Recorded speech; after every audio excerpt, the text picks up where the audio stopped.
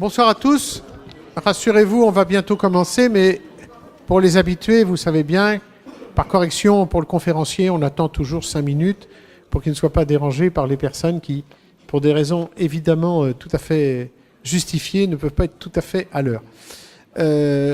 Bienvenue à vous. Nous approchons malheureusement de la fin de cette année de l'Université populaire. Vous avez vu le programme. Nous aurons encore une conférence ici le 24 avril.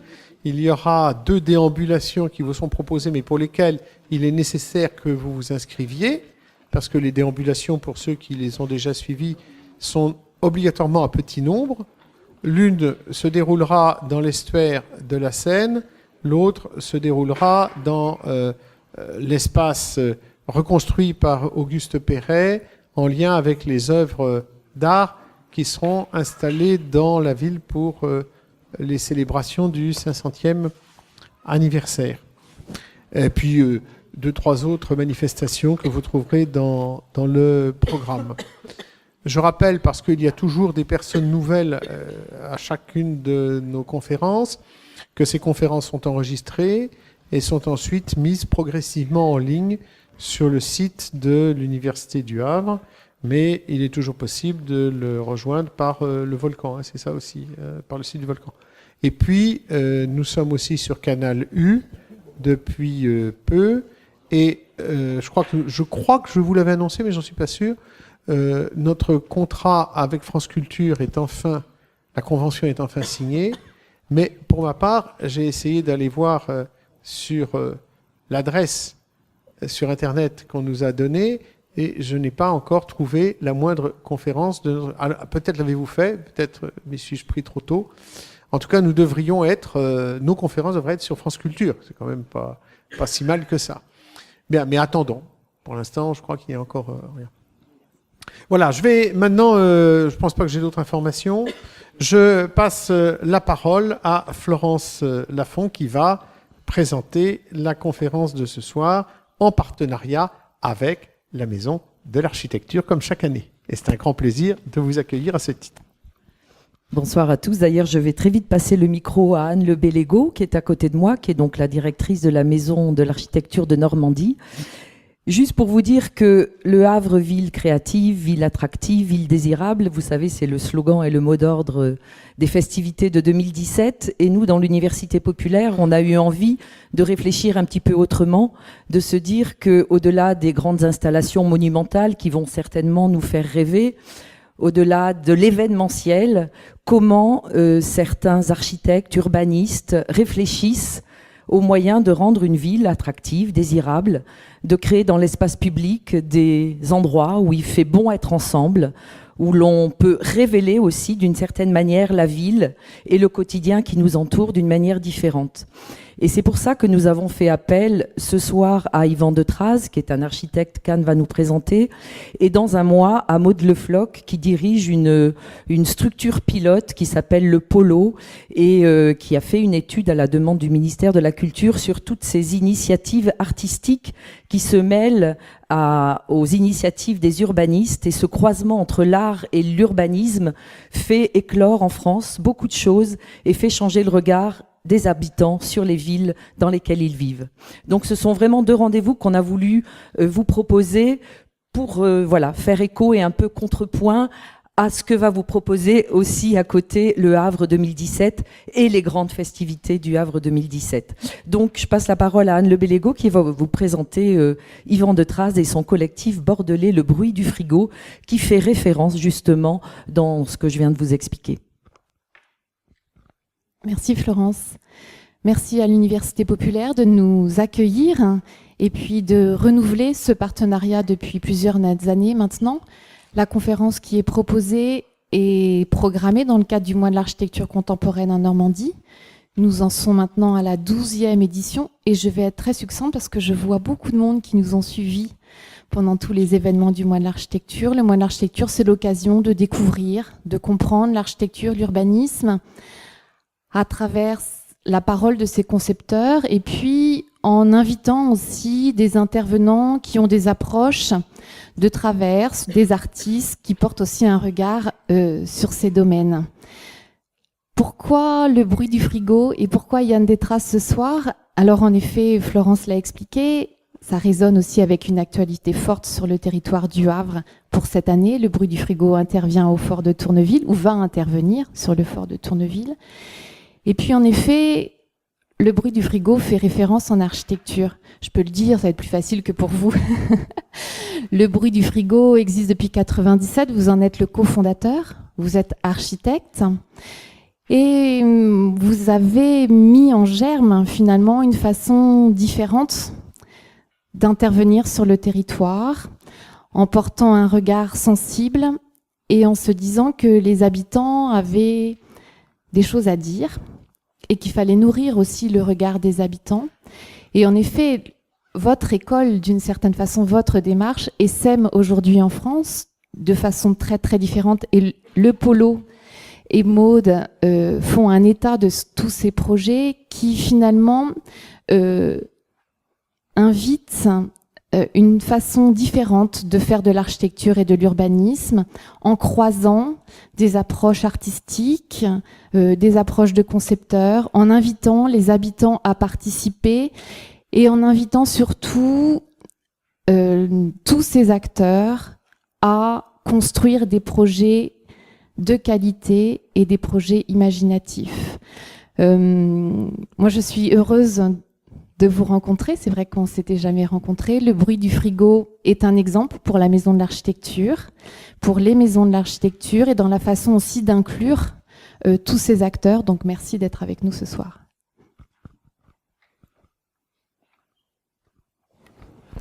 Merci. C'est bon? Tout le monde m'entend? Peut-être que je le remonte. C'est mieux comme ça?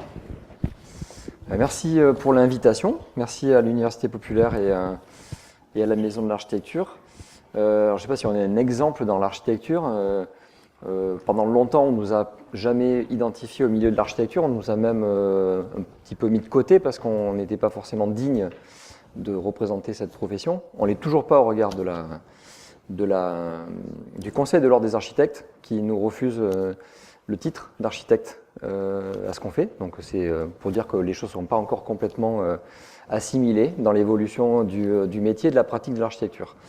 Alors ce que je vous propose, je vais vous montrer plein de projets, plein d'images. Avant de vous bombarder, je vais un peu vous raconter d'où est né le bruit du frigo, qui je suis, enfin qui on est, et pourquoi on fait ce qu'on fait. Voilà. Alors évidemment, ça remonte à quelques années. Donc ça a été dit en 1997, c'est la fondation officielle de l'association, mais ça remonte à 95. En 95, on était en 3e année en architecture à l'école de Bordeaux. Et bon, on était globalement satisfait de ce qui se passait dans l'école, mais il y a quand même quelque chose qui nous titillait un petit peu, c'était le fait qu'on considérait l'école extrêmement fermée sur l'extérieur et qu'on avait finalement assez peu la possibilité de sortir de l'école et d'aller à la rencontre des habitants. Voilà. Alors c'était un petit peu naïf ça nous semblait un petit peu naïf et même en même temps évident comme remarque, c'est-à-dire qu'on allait voir les enseignants en leur disant est-ce que c'est normal qu'on rencontre et qu'on discute jamais avec les gens pour lesquels on sera amené plus tard à travailler, parce qu'un architecte, il porte une responsabilité sociale et il travaille avant tout pas pour lui-même, c'est pas un artiste, c'est ce qui le distingue notamment d'un artiste, il peut être artiste en même temps, mais c'est aussi sa responsabilité sociale. Bon là les profs, ils nous regardaient avec des yeux comme ça et ils disaient mais bon, il n'y a pas forcément de nécessité, de toute façon les gens, c'est une vraie culture, l'architecture, l'urbanisme, c'est des choses très très compliquées, c'est pas accessible aux gens. Voilà, en gros c'était pour caricaturer le discours qu'on nous renvoyait, qui nous choquait profondément parce que nous on était jeunes un petit peu tout frais et en même temps on se disait mais c'est pas normal de cette forme de résignation.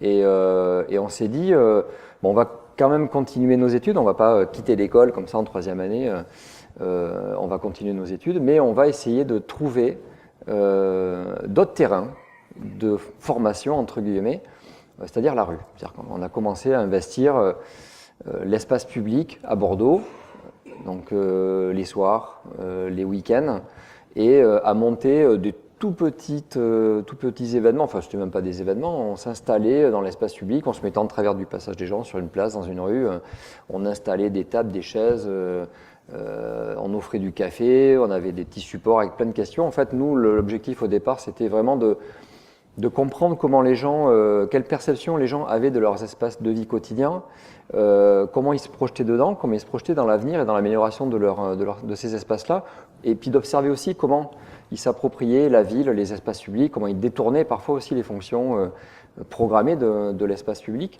Voilà, on avait besoin de cette matière vivante pour compléter notre formation plus académique et théorique de l'architecture. Et ce qui s'est passé, c'est que assez rapidement, on a compris qu'il y avait un terrain d'exploration complètement incroyable et que les gens étaient en appétit total de comprendre et de participer à la fabrique de la ville. On leur donnait à cette époque-là pas vraiment l'occasion. Aujourd'hui, évidemment, ça a changé.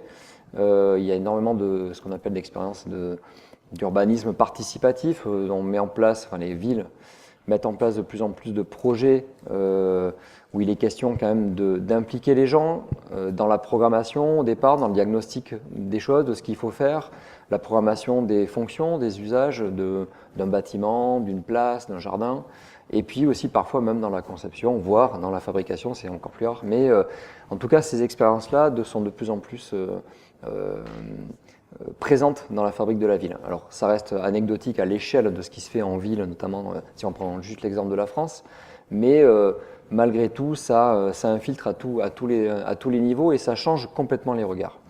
Donc si je reviens un petit peu avant, donc voilà, on était dans cette posture d'aller sonder la ville, sonder le terrain, sonder les gens et essayer de trouver des manières de mieux comprendre les nécessités, les envies, les besoins, les désirs, quoi. Voilà, et pour les réinjecter après dans nos projets.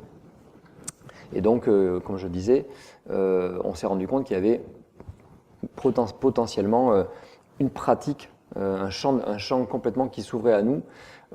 Et très très vite, on a, même si on a décidé de continuer, d'aller jusqu'à l'obtention du diplôme, on s'est dit qu'on allait essayer de creuser cette piste, essayer d'inventer une autre pratique du métier d'architecte. Alors en même temps, je dis inventer, c'est pas très modeste parce que c'était aussi l'héritage d'autres pratiques qui notamment venaient des années 70 notamment, mais bon, quand nous on est arrivés étudiants, on n'avait pas de culture de ça et ça nous paraissait quand même assez nouveau. Voilà, donc on a commencé par mettre en place des projets assez modestes. On avait personne en fait qui nous appelait pour nous dire on voudrait travailler avec vous, donc il a fallu qu'on invente nos terrains de travail, d'expérimentation. Donc on allait voir des collectivités, des petites villes avec qui on avait un peu des contacts comme ça pour essayer d'expérimenter. On travaillait beaucoup avec les scolaires, avec les lycées, les collèges, on travaillait beaucoup avec les enfants, on amenait dans l'espace public, dans la rue, on faisait plein de projets comme ça. Et puis petit à petit, les choses ont évolué, le regard sur la place de l'habitant, le regard politique, le regard aussi des professionnels sur la place de l'habitant dans les projets urbains a évolué, comme je disais. Et puis voilà, c'est ouvert devant nous un champ de pratique autour de ça. Et comme nous, on a fait partie un peu de la première génération à s'interroger là-dessus, ils sont assez rapidement, finalement, même s'il y avait à l'époque pas trop Internet, mais assez rapidement tombés sur nous et on s'est retrouvé avec pas mal de demandes, de sollicitations de la part de villes qui souhaitaient mettre en place une démarche participative sur un projet. Donc, pour ceux qui connaissent, au début des années 2000, c'était le renouveau un petit peu de ce qu'on appelle la politique de la ville, des contrats de ville, où il était question d'engager des transformations assez lourdes dans les quartiers dits sensibles. On détruisait des logements, on reconstruisait de nouveaux logements, on construisait des équipements, on refaisait les espaces publics. Et les mairies à cette époque-là se disaient c'est l'occasion d'impliquer, de questionner les gens sur ce qu'ils ont envie et d'essayer de leur trouver une place dans le processus de projet. Voilà, donc je fais un saut jusqu'à presque aujourd'hui. Je vais vous présenter un petit peu comment on fonctionne. Donc nous, on est une association. On est resté association. On est actuellement 7 personnes. donc au profil, on n'est pas que des architectes, il y a aussi des artistes, des gens qui sont plutôt dans la médiation, et puis urbanistes. Et donc voilà, on est assez pluridisciplinaire, ça c'est le noyau dur. Ensuite, on fait intervenir, on travaille beaucoup avec un faisceau de personnes qui viennent compléter l'équipe sur les temps forts des projets. Donc ça peut être d'autres artistes, ça peut être des constructeurs qui sont aussi artistes souvent. Voilà, donc on est au total, on va dire, une petite vingtaine de personnes fidèles sur ce projet-là. Donc, comme je disais, on s'inscrit dans le champ de ce qu'on appelle l'urbanisme participatif. Alors, c'est extrêmement flou, extrêmement vaste.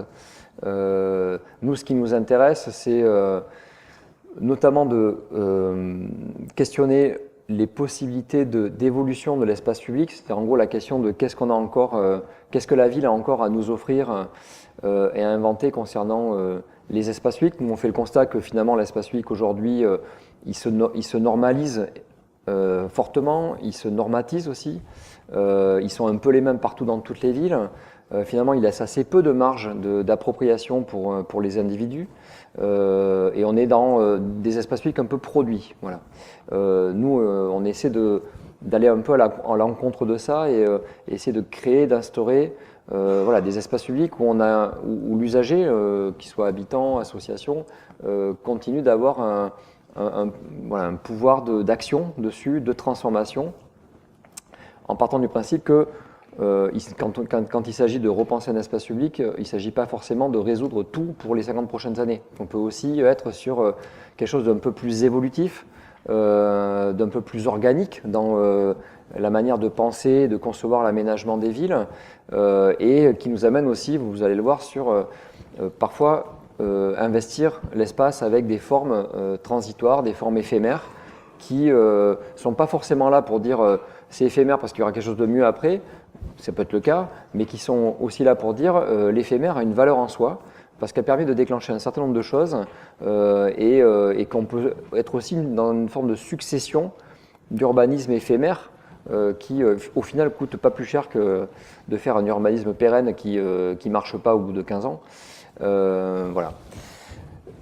Donc ça, c'est un peu la première question qui nous intéresse. La deuxième, c'est comment, à travers des projets, comment se saisir des projets d'urbanisme comme prétexte pour aussi faire travailler sur la question de l'émancipation du citoyen, de la capacitation du citoyen à agir sur son contexte de vie quotidienne, agir collectivement ou individuellement, et comment faire en sorte que chaque individu puisse trouver les moyens d'avoir une prise, de se sentir acteur de son environnement. Donc ça, c'est quelque chose qui, vous allez voir, qui est un peu en filigrane dans tous nos projets, quelque chose qu'on ne met pas forcément en avant quand il s'agit de travailler un projet, de négocier un projet avec, par exemple, des élus, parce que ça leur fait peur, en fait, quand on leur dit que, avant tout, nos projets, enfin, le projet urbain de manière globale, sert aussi de cadre et d'espace et de terrain de jeu, quelque part, pour le citoyen, pour qu'il puisse agir en tant que citoyen. Bon, il n'adhère pas trop à ce genre de discours, donc on ne le dit pas trop, mais on le glisse un peu en filigrane dans les projets. Bon, j'y vais. Je sens que commence déjà. Alors, j'ai une dizaine de projets que je vais vous présenter. Si je dépasse, je n'irai pas jusqu'au bout, tant pis. Donc là, on commence par Bordeaux. Une fois n'est pas coutume, on est sollicité par la SNCF qui, en fait, vous êtes certainement peut-être au courant, Bordeaux va être relié à Paris par la LGV en 2 heures. Et donc ça a nécessité la création d'ouvrages d'art assez importants, et notamment celui-ci, qui est à l'entrée de la ville de Bordeaux, dans un quartier habité, hein, on est en pleine ville, où la SNCF a dû doubler une voie existante pour faire passer le train. Donc on le voit ici, on a à droite la ligne existante et à gauche l'ouvrage d'art qui a été créé, qui fait 1,5 km, qui est une sorte de tunnel comme ça, en courbe, on ne voit jamais le bout. Et là, la SNCF s'est interrogée sur qu'est-ce qu'on pourrait faire de cet espace? Donc c'est quand même assez rare que, qu'ils se posent ce genre de questions. Généralement, leur réflexe, c'est de mettre des caméras, de mettre des barrières, de tout fermer, et puis de même pas se poser la question de est-ce qu'on pourrait imaginer un usage de certains délaissés ferroviaires. Alors aujourd'hui, la SNCF évolue là-dessus notamment, mais là en tout cas, ils se sont posé la question d'emblée parce que l'ouvrage est neuf, sauf que ils ne savaient pas du tout quoi imaginer, ils ne savaient pas du tout comment s'y prendre, qui solliciter pour imaginer une sorte de programmation de ce qu'on pourrait faire. Voilà, nous, donc ils sont venus nous chercher, on leur a proposé de monter, plutôt que de faire des réunions publiques et de faire un travail de programmiste un peu ordinaire, on leur a dit voilà, nous ce qu'on propose c'est dans un premier temps, on réunit, on regarde dans l'environnement autour, dans le voisinage, on réunit certaines associations qui nous semblent intéressantes, enfin un appel aux associations, pour constituer un groupe de travail. Et à partir de ce qui ressortira de ces premiers échanges, on avise comment on avance. Et notamment, ce qu'on a proposé, c'est de monter un événement test d'appropriation. L'idée, c'est de dire, si on s'interroge sur le devenir d'un espace qu'on ne connaît pas, puisque c'est un espace qui est inaccessible, personne ne met les pieds dedans, c'est encore d'y aller et de le vivre, pour essayer de voir comment on peut s'y projeter. Donc on a proposé de monter un événement donc, qui s'est appelé le Tube, et qui avait pour vocation donc d'expérimenter un certain nombre de fonctions possibles d'usage qu'on avait identifiées, repérées avec ces associations, donc autour du loisir, autour de la glisse, autour de la cuisine, enfin de plein de choses. Et puis voilà, donc ça a duré un week-end. L'idée, c'était de s'adresser à beaucoup plus de monde, évidemment, que les associations ou le voisinage, mais de s'adresser à la métropole, parce qu'on considérait que ce lieu avait potentiellement une dimension métropolitaine. Il était assez exceptionnel. On est vraiment dans, c'est de la science-fiction, c'est Blade Runner dedans. Et on s'est dit, là, c'est pas que les voisins, ça peut attirer beaucoup de monde. Et en effet, le week-end d'ouverture a attiré 5000 personnes en 2 jours.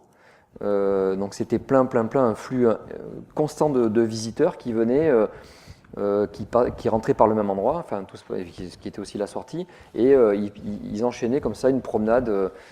Souvent, ils allaient jusqu'au bout des 1,5 km, comme un grand boulevard, et puis ils revenaient. Et ils passaient par tout un tas de petits dispositifs, donc qui étaient des jeux, des dispositifs d'attraction, un petit skatepark, qui permettaient de tester des fonctions potentielles de cet espace à terme. Et des trucs plus loufoques, comme tripotron, c'est pour se faire tripoter. Donc pour ceux qui le souhaitent, on n'est pas obligé, mais on rentre au milieu, puis de part et d'autre, les gens peuvent aussi rentrer, et puis on passe les mains dans des trucs, et on se fait Et ça a super bien marché, pas de problème. Des tables de pique-nique, ça c'était un petit dispositif, Madame Irma, où en fait on se transformait l'équipe, nous, en voyant. Et donc les gens rentraient, faisaient la queue comme ça, et puis on passait 5-10 minutes avec eux, et on essayait d'extraire de leur cerveau le devenir du lieu, voilà. Et puis un peu de fête, parce que c'est important aussi de se réunir, de partager des moments festifs. Voilà, on a travaillé ici avec pas mal d'artistes qui ont essayé de travailler sur la question de la mise en lumière du lieu. Là, c'est un artiste, Olivier Crouzel, qui a travaillé sur d'autres voyages à travers le train, donc il avait fait plein de films, et on pouvait se mettre dans cette locaux, et on activait des boutons, et ça changeait les vidéos, et on pouvait comme ça voir d'autres paysages. Donc évidemment, ça devient aussi un jeu pour les gamins. Voilà, aussi une mise en lumière, on voit le TGV à droite. Et puis à la fin du parcours, les gens ils viennent et ils nous déposent. Il y avait plein de petits dispositifs partout. On avait tout un staff de personnes qui accompagnaient les gens, et donc on a récolté à peu près 1500-2000 témoignages.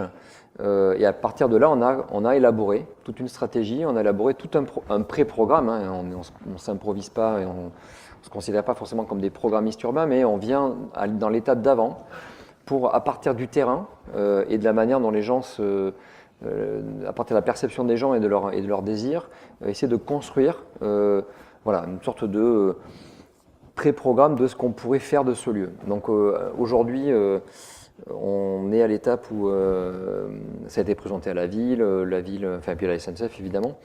Et donc là, ils sont en train de lancer un marché public pour passer à l'étape de maîtrise d'œuvre, c'est-à-dire lancer un vrai travail de programmation, de faisabilité économique de tout ça, et qui doit conduire vers un marché de maîtrise d'œuvre, c'est-à-dire faire appel à des architectes, des urbanistes, des designers pour transformer, aménager le lieu de manière pérenne. Voilà. Donc ça, c'est vraiment l'étape de défrichage collectif avant la transformation pérenne d'un lieu.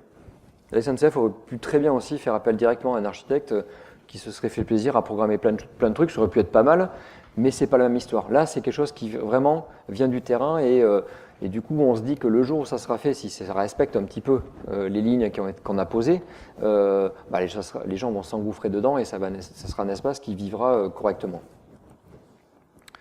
Ce que ça a provoqué aussi, ce qui est important, c'est que les associations avec lesquelles on a travaillé ont décidé de ne pas s'arrêter là. Elles ont fondé un collectif qui s'appelle La Plein Tube et elles ont écrit un manifeste avec une liste de projets qu'elles ont soumis à la ville. Donc elles sont dans les starting blocks pour pouvoir, pas gérer, mais animer et activer ce lieu de manière régulière une fois qu'il sera aménagé. S'il est aménagé, parce qu'évidemment, on ne sait jamais. Voilà, ça c'est un deuxième projet. Donc là, on part encore plus au sud, tout au sud. On est à Perpignan. Pour ceux qui connaissent, il y a un fleuve qui traverse toute l'agglomération qui s'appelle la Tête. C'est pour ça que le projet s'appelait On a marché sur la Tête. En fait, là, on vient en appui, donc c'est un peu différent du projet précédent. On vient en appui d'une équipe de paysagistes et d'urbanistes qui s'appelle Base et qui a pour mission de travailler sur la valorisation et l'aménagement des berges de ce fleuve. Alors, c'est un fleuve un peu bizarre parce qu'il ressemble plutôt à une sorte de rivière, de torrent, donc c'est pas très grand, pas très large. On peut traverser à pied, il y a à peine 1 mètre d'eau, mais parfois il y a 4 mètres d'eau ou 5 mètres d'eau. C'est-à-dire que c'est un fleuve qui a un régime particulier et qui fait que de temps en temps, il monte en crue, alors même s'il y a des systèmes de barrage, et il emporte un peu beaucoup de choses sur son passage. Donc en fait, c'est un fleuve qui est perçu par les habitants comme un risque, comme une menace, et qui fait que finalement très peu de gens s'approchent physiquement du fleuve. Donc c'est un fleuve extrêmement sauvage, peu aménagé, voire pas du tout aménagé. Et c'est un peu comme une sorte de petite forêt amazonienne qui traverse toute l'agglomération sur quasiment 30 km, 25 km. Et en fait, il est quasi invisible. On le voit que sur les franchissements, les ponts ou les passages à gué, parce qu'ils ont des trucs qui sont pas comme des ponts, mais on passe quasiment au ras de l'eau. Et donc là, le grand projet de l'agglomération pour les prochaines années, c'est de recréer un lien entre les habitants et leur fleuve. Donc ça, c'est une histoire de beaucoup de villes, mais particulièrement pour eux pour qui ça fait longtemps que les gens ont tourné le dos à la rivière, au fleuve. Donc on s'est dit, le meilleur moyen de rentrer dans le sujet, c'est de partir à la conquête de ce territoire en exploration, façon explorateur qui remonte, qui descendent le fleuve Amazon. Et donc on est parti en rando, à peu près une centaine de personnes, sur 2 jours, à la machette, parce qu'il n'y a pas de chemin en fait, enfin très peu. Donc c'était assez laborieux, c'était vraiment l'aventure.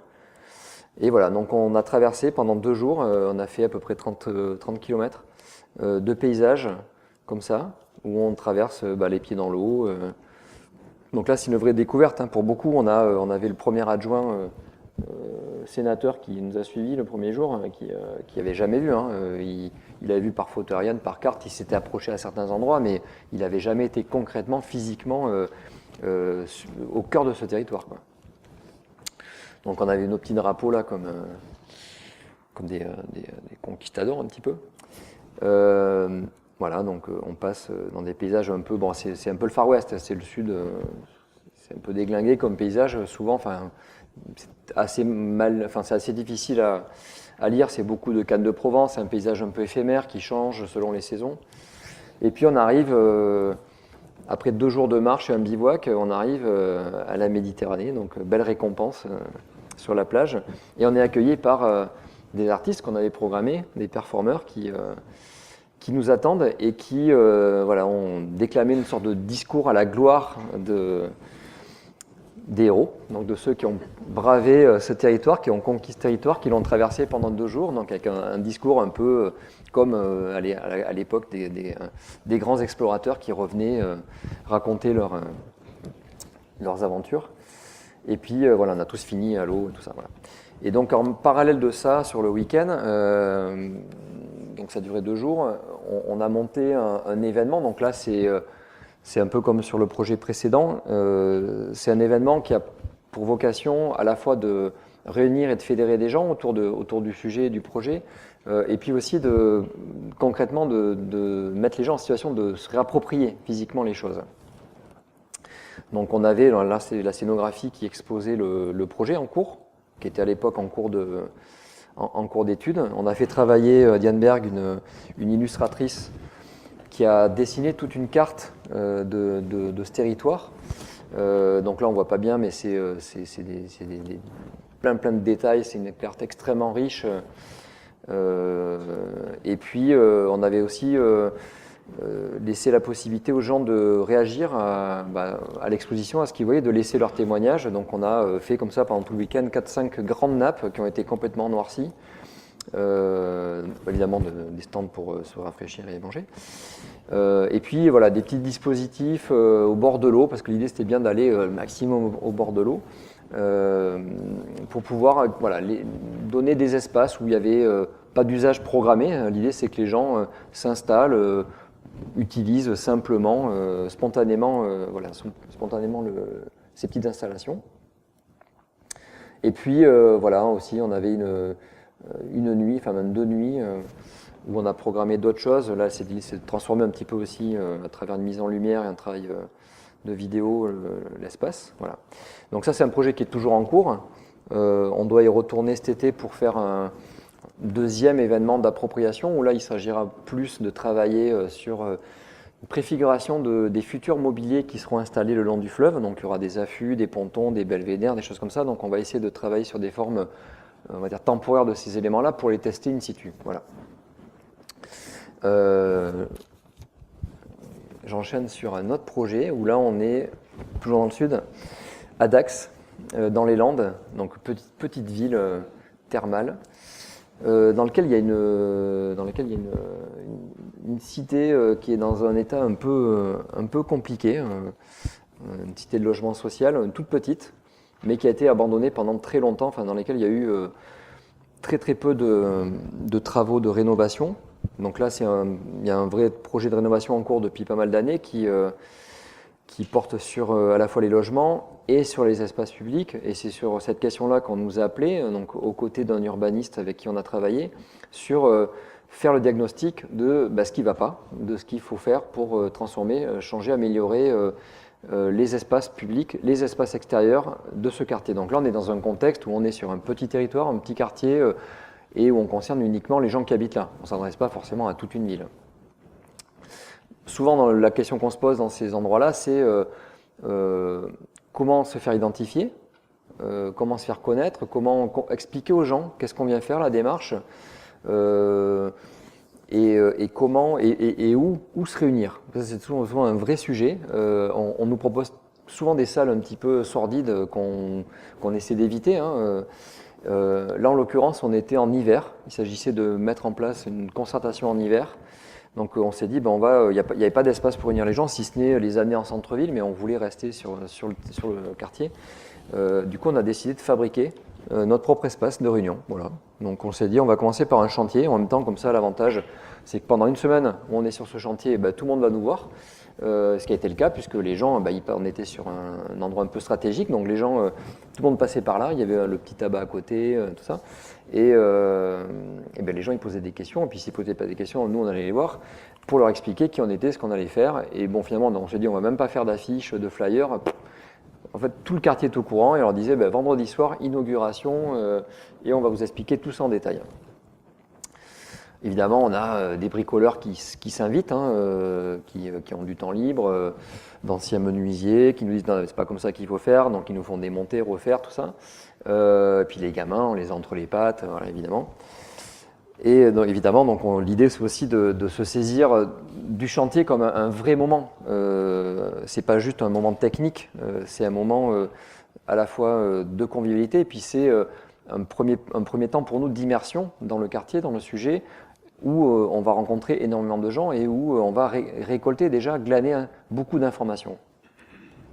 Donc voilà l'objet à la fin qui dure, qui est resté que 10 jours, hein, qui a été démonté à la suite, voilà, qui était petit espace pour accueillir une trentaine de personnes à peu près, 30-40, avec, vous voyez, ça fume un peu là, un poêle à bois parce qu'on était en mois de janvier, donc quand même, même s'il fait beau souvent là-bas, il faisait quand même froid. On a même eu la neige. Et on voit tout de suite, là c'est le premier jour, on vient de finir le chantier, voilà, les gens commencent à s'approprier l'objet, donc on avait fait volontairement un banc tranquille derrière la petite cabane. Et puis, voilà quelques photos de l'intérieur. Voilà, et alors, ça c'était le programme. Donc le programme, vous le voyez en fait, combine à la fois, et ça c'est important et c'est une récurrence aussi dans beaucoup de nos projets, des temps de travail, donc on les voit, les ateliers, tout ça, ateliers débat, et puis souvent même plus des temps autres, qui peuvent être voilà, des temps de convivialité, des temps où on fait tout à fait autre chose. Notamment, là on transmettait les tournois, non c'est en février alors, on retransmettait le tournoi de destination parce que c'est une terre de rugby et puis que de toute manière, quand il y a les matchs, il n'y a personne avec nous, hein, donc voilà, autant mettre le match dedans. Et puis on offrait aussi la possibilité à des structures du quartier ou même de la ville, hein, de venir pendant cette semaine-là, comme nous on n'occupe pas l'espace tout le temps, de s'emparer de cette cabane un petit peu insolite pour déplacer leurs activités. Donc on a eu la ludothèque, puis d'autres associations. Et puis vous le voyez à la fin, il y a à chaque fois tous les soirs une battle de soupe. Donc là c'était un petit peu le côté, le piment qu'on a laissé mettre un peu dans le projet. Pendant le chantier on disait aux gens, tous les soirs concours de soupe, il faut vous inscrire. Voilà, donc on a eu 5 candidats pour chaque soir. Donc on avait concocté des lots, évidemment, parce qu'il fallait aussi une motivation. Et voilà, donc ça peut paraître anecdotique, mais c'est ce qui fait aussi le ciment et ce qui fédère beaucoup les gens. Vous allez voir, c'est là où on a le plus de monde, évidemment. Mais quand les gens s'inscrivaient au concours de soupe, on leur demandait de nous faire la liste de ce qu'ils avaient besoin pour faire leur soupe. On allait soit tout seul, soit avec eux faire les courses, parce qu'il ne s'agissait pas de leur faire payer évidemment tous les ingrédients. Et après, surtout, on allait chez eux les aider, même s'ils n'avaient pas besoin d'aide, mais pour passer 1 heure, 1 heure et demie avec eux. Et en fait, c'était un vrai moment où souvent il y avait les copines, les copains, les voisins qui venaient, et c'était en soi un vrai moment de discussion et presque un atelier informel. C'est-à-dire qu'il y avait presque souvent plus de choses qui sortaient en cuisinant, ce que les gens arrivaient à exprimer, à dire, en cuisinant qu'autour d'une table où on se dit, bon, alors discutons de ce sujet, je vous écoute. Voilà, là, on est un peu plus bloqué, c'est moins spontané, voilà. Donc voilà, et puis après, ça a fonctionné 4 jours, c'est auberge espagnole, on avait programmé des horaires, mais évidemment, les gens viennent quand ils veulent. Hein. Donc voilà un petit peu un atelier type. Donc on a l'urbaniste avec nous, ça c'est aussi quelque chose d'un peu différent, c'est-à-dire que généralement quand on travaille avec des urbanistes ou des architectes, on travaille en amont ou en parallèle, souvent ils ne sont pas sur le terrain avec nous et on leur restitue les conclusions. Et on essaie de plus en plus aujourd'hui de leur dire non, vous venez avec nous, alors c'est pas forcément compatible avec la manière dont les architectes travaillent en agence, de se dire on va prendre 2 jours, 3 jours et puis on va faire que ça. Et on va être avec bruit du frigo dans une cabane. Mais en l'occurrence, voilà, donc lui il était là. Et en 3 jours, il a fait son projet. Il est arrivé évidemment avec des intuitions de ce qu'il voulait faire. Et l'avantage, c'est que in situ, avec les gens, il pouvait confronter toutes ces idées et puis avoir du répondant et pouvoir. Voilà, donc c'était pour lui une expérience vraiment probante. Nous, on en était convaincus. Et donc voilà, donc en 3 jours, il avait posé toutes les bases finalement à la fois du diagnostic et du projet. Et en même temps, il a pu les faire valider entre guillemets par les gens. Et puis, voilà, on mange beaucoup, on nous amène des gâteaux tout le temps, tout ça. Voilà, évidemment, on sort de la cabane, on n'est pas que dans la cabane, on va un peu sur le terrain, on rencontre les gens, on va voir les espaces qu'on questionne. Voilà, on se fait attaquer par la bande de jeunes un petit peu aussi. Et puis voilà, vient le soir avec les concours de soupe. Voilà, donc c'est 5 litres le contrat, il ne s'agit pas d'arriver avec 20 litres. Voilà, c'était assez cadré, il y avait un protocole. Et puis après, on déguste les 5 soupes. Voilà, donc là, c'était le concept du projet, c'était l'idée de se dire les soirées au coin du feu, quoi. Voilà, c'est dans cette ambiance-là qu'on va essayer de faire le projet.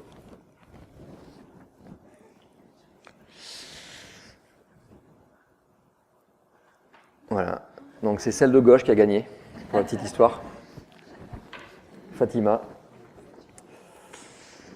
Et puis voilà, après on conclut la soirée avec des concerts ou autre chose. Là on essaie de voir avec les structures locales qui ont l'habitude, qui connaissent un peu soit les compagnies, les groupes locaux, pour leur donner aussi la possibilité de se produire sur ce type de choses. Voilà. Donc ce qui s'est produit, c'est un projet, faut vous dire que pendant 4 jours, pendant plus le temps du chantier, on déboule dans un quartier, on fait irruption sur un territoire où, dans un quotidien, et ça bouleverse beaucoup de choses. Les gens qui ont participé, ils étaient extrêmement frustrés que ça s'arrête, mais bon, ils le savaient, on leur avait dit, et puis c'est comme ça que ça se passe. Et ils se sont dit, mais on ne peut pas en rester là. On a vécu trop de belles choses d'un point de vue humain. On a rencontré nos voisins, on a ri avec nos voisins, on a redécouvert notre quartier. Et puis on a à nouveau envie d'agir et de faire des choses.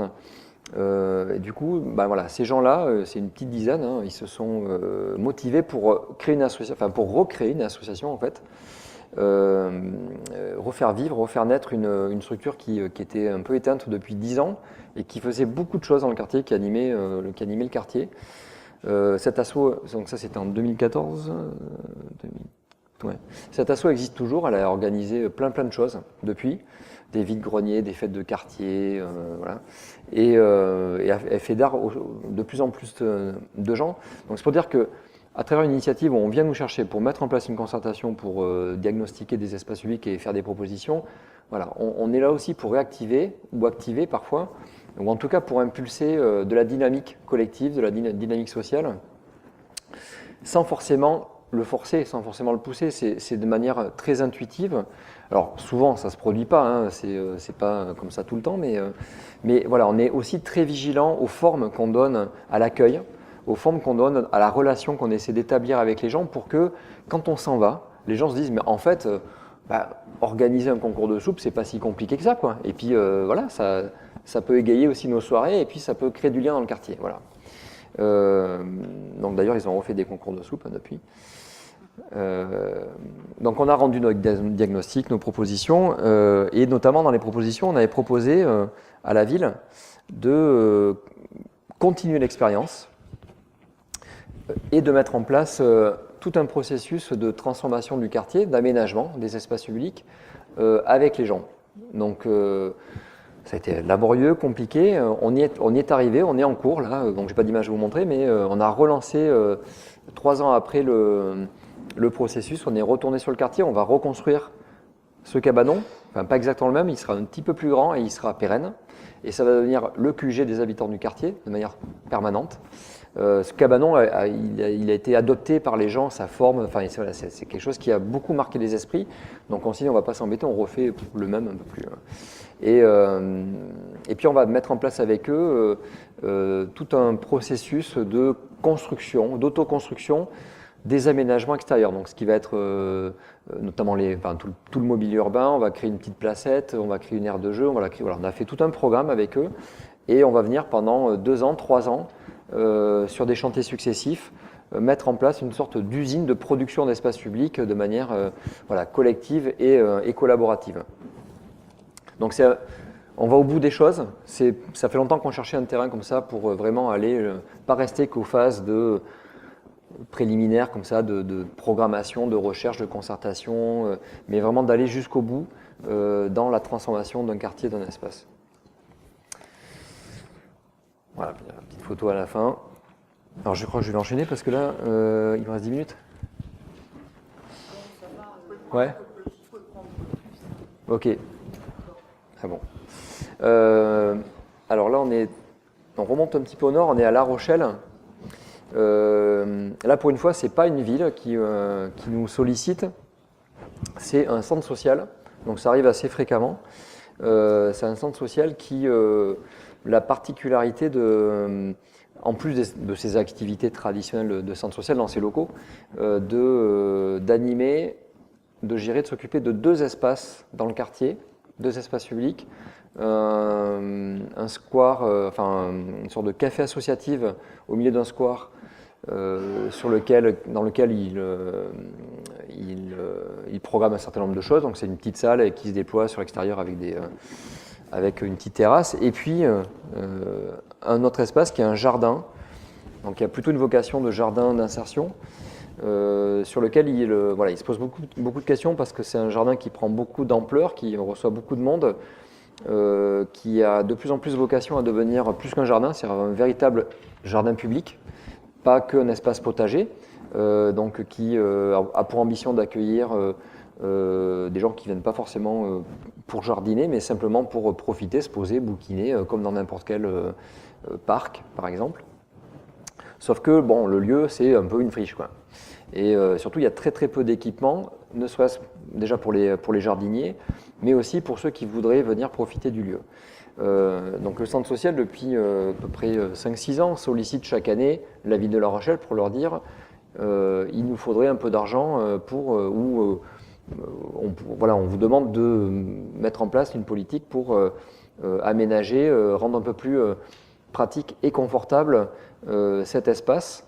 Chaque année, la ville dit oui, mais puis il se passe rien, et puis ils se sont dit bon, on va changer de stratégie. On va pas essayer d'être dans la voie classique, à faire remonter à la ville qui est propriétaire du lieu les besoins pour attendre d'eux qu'ils aménagent, qu'ils créent les infrastructures nécessaires. On va essayer de travailler différemment et on va essayer de le faire nous-mêmes en fait. Donc ils se sont dit regardons ce qu'on a comme budget, essayons de voir ce qu'on peut récolter comme budget supplémentaire. Donc ils ont décidé de prendre tout le budget qu'ils avaient, quasiment tout le budget de programmation culturelle qu'ils avaient sur une année. Et ils se sont dit, avec ce budget-là, on va faire, évidemment, on va faire ce dont on a besoin pour faire vivre ce lieu. Évidemment, avec 10, 20, 30 fois moins que ce qu'aurait coûté un vrai projet fait par la collectivité. Donc forcément, on est sur quelque chose d'un peu plus précaire, enfin beaucoup plus précaire même, mais qui a le mérite aussi de pouvoir proposer en peu de temps des aménagements qui permettent au jardin de se déployer davantage et de pouvoir passer un cran supérieur, et aussi de pouvoir produire un effet de démonstration auprès de la ville en leur disant regardez, ça fait 5 ans ou 6 ans qu'on vous demande des trucs, il ne se passe rien, là nous on a agi nous-mêmes sur un projet un peu d'attente, regardez, on est capable de le faire et regardez ce que ça provoque. Donc voilà le site, c'est un grand espace, il y a à la fois des parcelles privées, privatives, familiales, et puis des trucs qui sont plus comme des champs en fait, et qui sont cultivés par beaucoup de gens de manière collective. Donc évidemment, on commence par se réunir pour essayer d'identifier quelles sont les envies, les besoins, tout ça. Donc on met en place un certain nombre de rencontres, d'ateliers, on se promène sur le jardin, on essaie de comprendre comment ça fonctionne.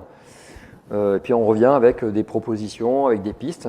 Et puis petit à petit, sur un travail d'aller-retour, comme ça, on affine les choses pour arriver à la fin avec une sorte de programme qui se traduit par des projets, par des constructions.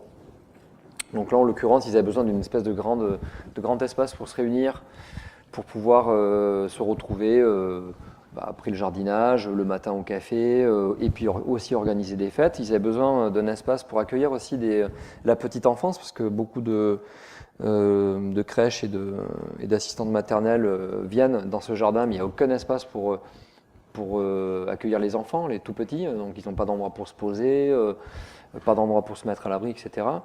Je passe sur les dessins. Et puis d'autres plus petits espaces essaimés un peu plus dans le jardin. Et donc on avait très peu de budget, on a décidé de travailler, comme c'était vraiment quelque chose de transitoire, mais qui peut durer quand même pas mal d'années. On a travaillé avec, et que là, l'idée, c'était de faire un chantier participatif.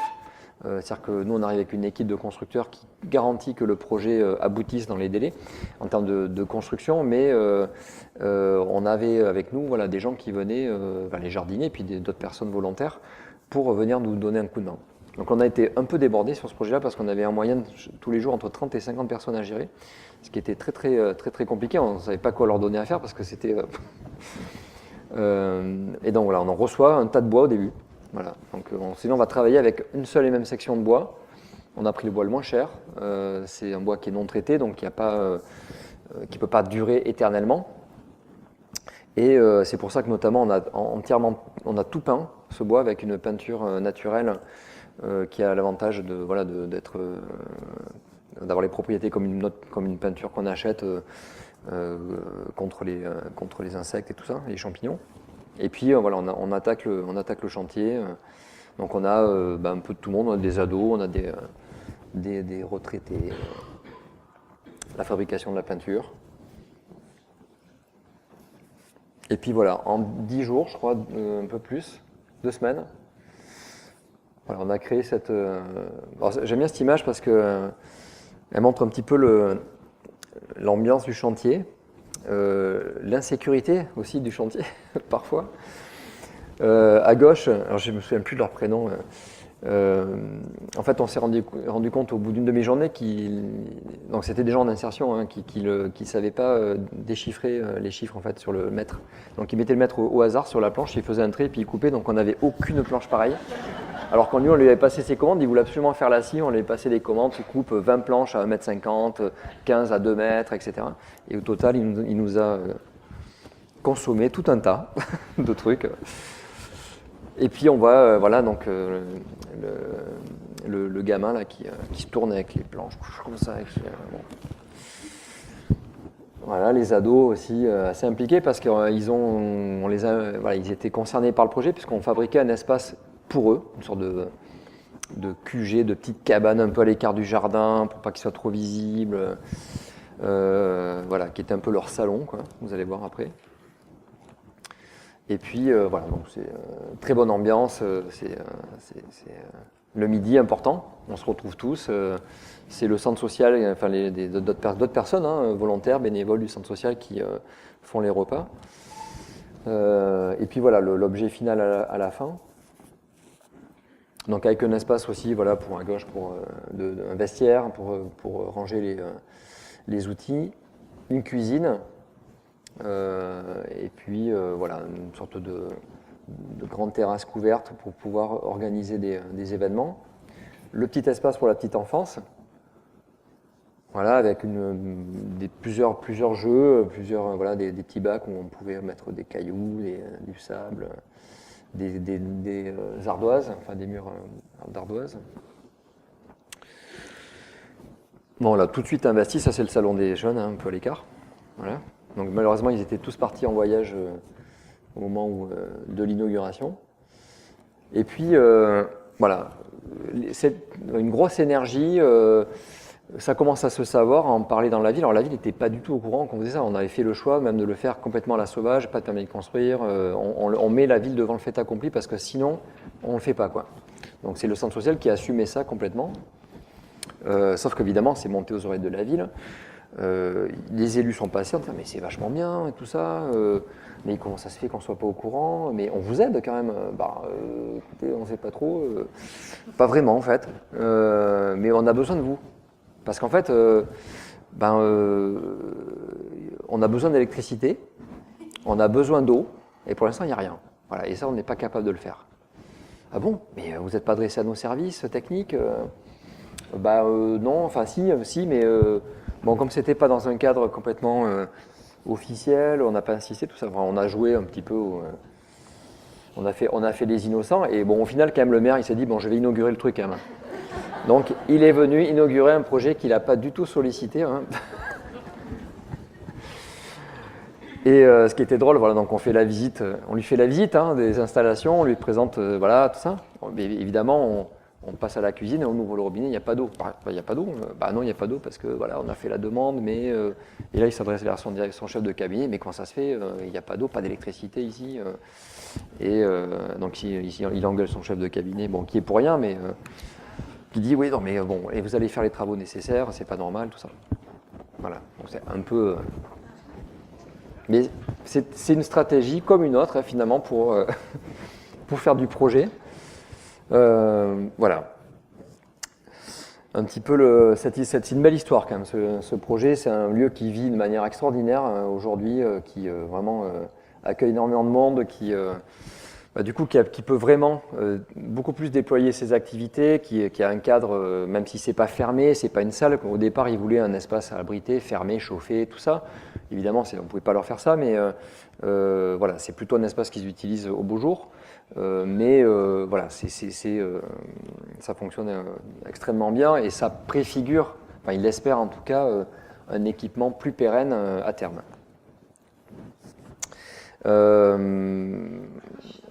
Alors là, je vais vous montrer un truc qui a un peu rien à voir. On est aussi parfois invité par des structures plus artistiques. Là, en l'occurrence, c'est un centre d'art à Chamarande, c'est dans l'Essonne, au sud de Paris. Donc c'est un centre d'art contemporain qui occupe un château du 18e, je crois, ou je ne sais plus quelle époque, et où il y a un grand parc majestueux. Donc autour, c'est plein d'habitations, de villages. On est à 40 minutes de Paris en RER. Le centre d'art, en fait, il concerne essentiellement des amateurs d'art contemporain qui viennent de Paris, mais pas trop les gens autour. Et donc, du coup, ils se posent aussi beaucoup de questions par rapport à ça. Et voilà, donc ils s'adressent à nous parce qu'ils savent qu'on a une capacité à fédérer, à mobiliser souvent les gens qui sont autour des projets qu'on développe, hein, le voisinage. Et puis aussi parce qu'on a une capacité parfois à proposer des aménagements ou des choses qui souvent, même tout le temps, qui impliquent un usage. Voilà, on n'est pas que dans créer une sorte d'objet, de truc voilà, on ne sait pas trop quoi faire avec. Là, nous, on sait, les gens, enfin même si on ne sait pas nous, eux ils savent en tout cas quoi faire avec. Et donc là, on a flashé en arrivant sur une sorte de ce qu'on appelle un buffet d'eau. Donc c'est une sorte de grande fontaine majestueuse, étagée comme ça, qui est face à une grande plaine avec le château sur le côté. Et on a décidé de créer, en fait, on s'est dit, bon, qu'est-ce qui fait venir les gens? Manger, tout ça, ça on a déjà fait. Profiter d'un lieu, se baigner, faire un lieu de vacances. Voilà, donc on s'est dit, on va leur créer une sorte de lieu de vacances dans le centre d'art où ils pourront venir l'été tranquille, profiter d'une installation où ils ne vont pas se dire est-ce que c'est de l'art, pas de l'art, mais en tout cas, ils vont juste en profiter. En tout cas, c'est ce qu'on se disait au démarrage du projet. Donc en fait, on a proposé une sorte d'installation, c'est 25 baignoires qui sont encastrées dans une sorte de grand platelage, une grande terrasse, donc face à ce buffet d'eau. Donc des baignoires dans lesquelles on peut soit s'installer comme des transats, soit carrément se baigner puisqu'il y a de l'eau dedans. Donc évidemment c'était un pari parce qu'on se disait mais est-ce que les gens ils vont le faire donc vous voyez les petites cloches là roses, ça c'est les cabines pour se changer. Donc les gens qui venaient là, en fait ils n'avaient pas du tout prévu leur maillot de bain évidemment, ni leur serviette, hein, ils arrivaient normal pour visiter une expo. Nous on avait prévu. Nous on avait prévu plein de maillots de bain, hommes, femmes, enfants, toutes les tailles, des serviettes et voilà. Donc les gens petit à petit, alors il faisait pas très beau ce jour-là, c'était le jour d'inauguration, petit à petit ont investi les baignoires et puis voilà. Et en fait, c'était vraiment au-delà de tout ce qu'on a pu imaginer de comment les gens allaient s'approprier ça. Et donc le centre d'art nous a appelé de temps en temps en nous disant mais c'est incroyable, il y a 400 personnes qui sont venues aujourd'hui, ils arrivent au centre d'art en tongs avec la serviette sur l'épaule, on n'a jamais vu ça.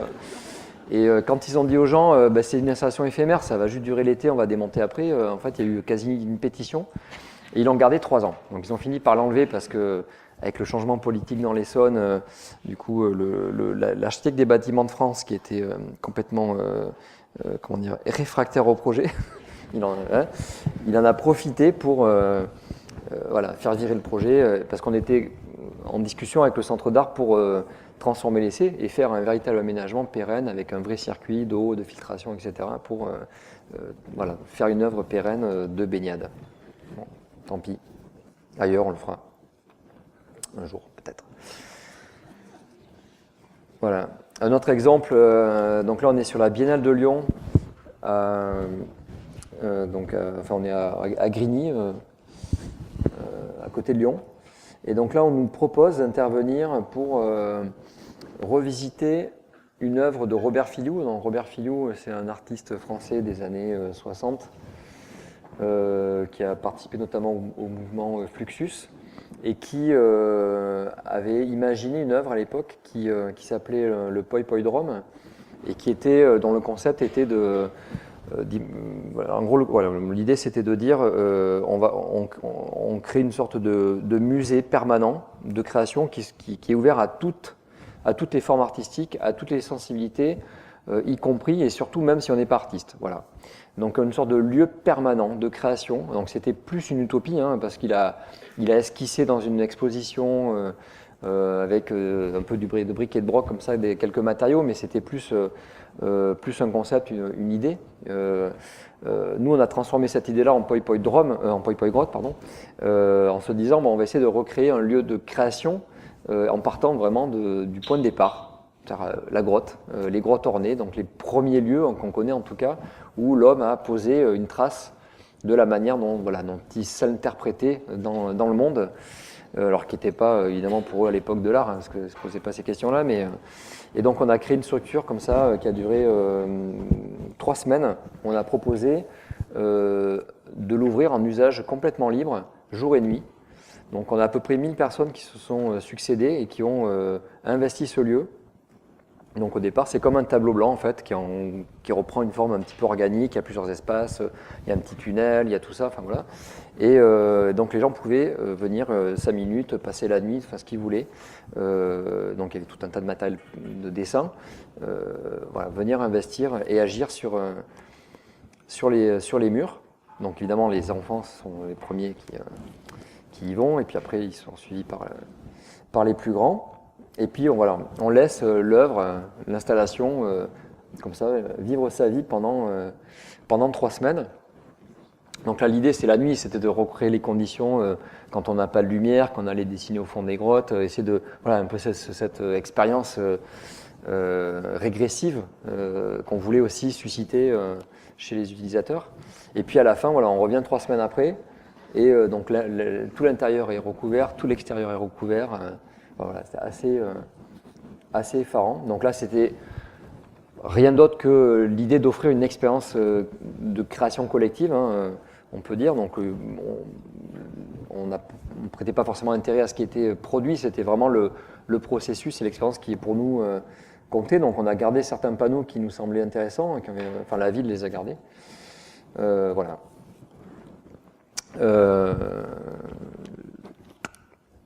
10 minutes ? Ok, donc là, alors là c'est un tout autre projet alors les projets précédents que je vous ai montrés, ça dure 3 mois, 6 mois, 1 an, 2 ans, 3 ans. Celui-là, il dure depuis 20 ans. En fait, c'est un projet qui est né avec nous.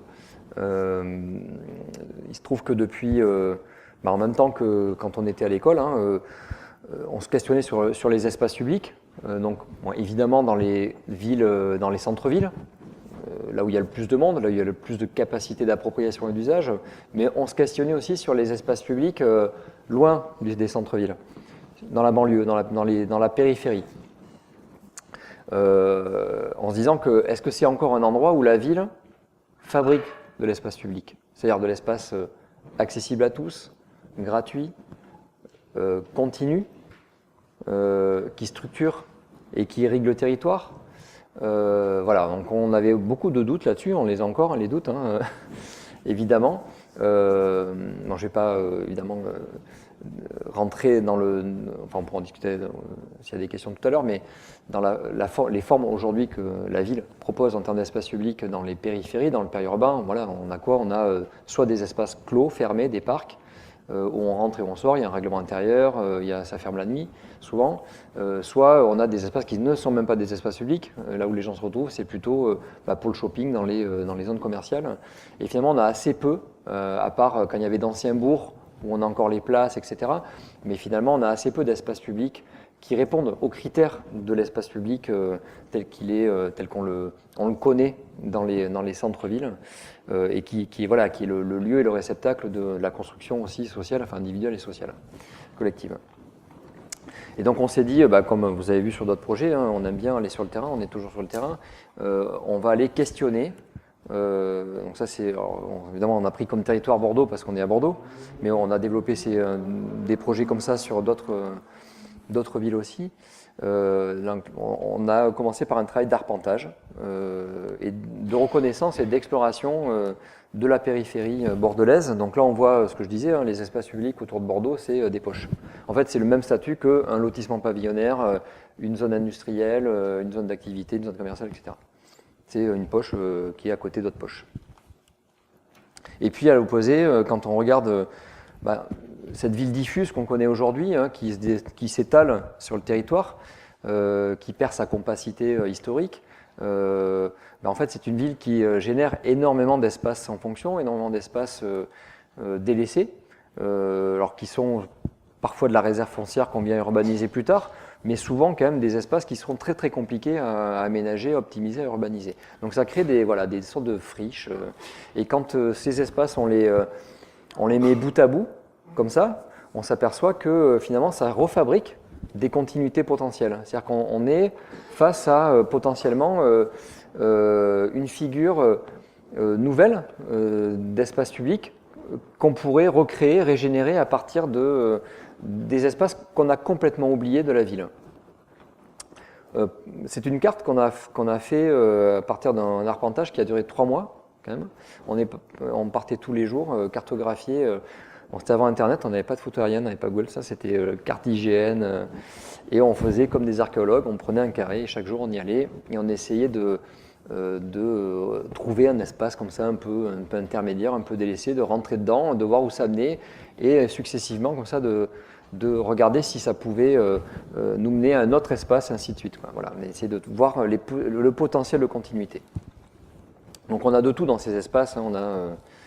On a de la forêt, on a des anciens espaces agricoles, on a des revues de voies routières, on a des anciennes emprises industrielles aussi. Et puis une autre carte qu'on a mis à jour récemment qui est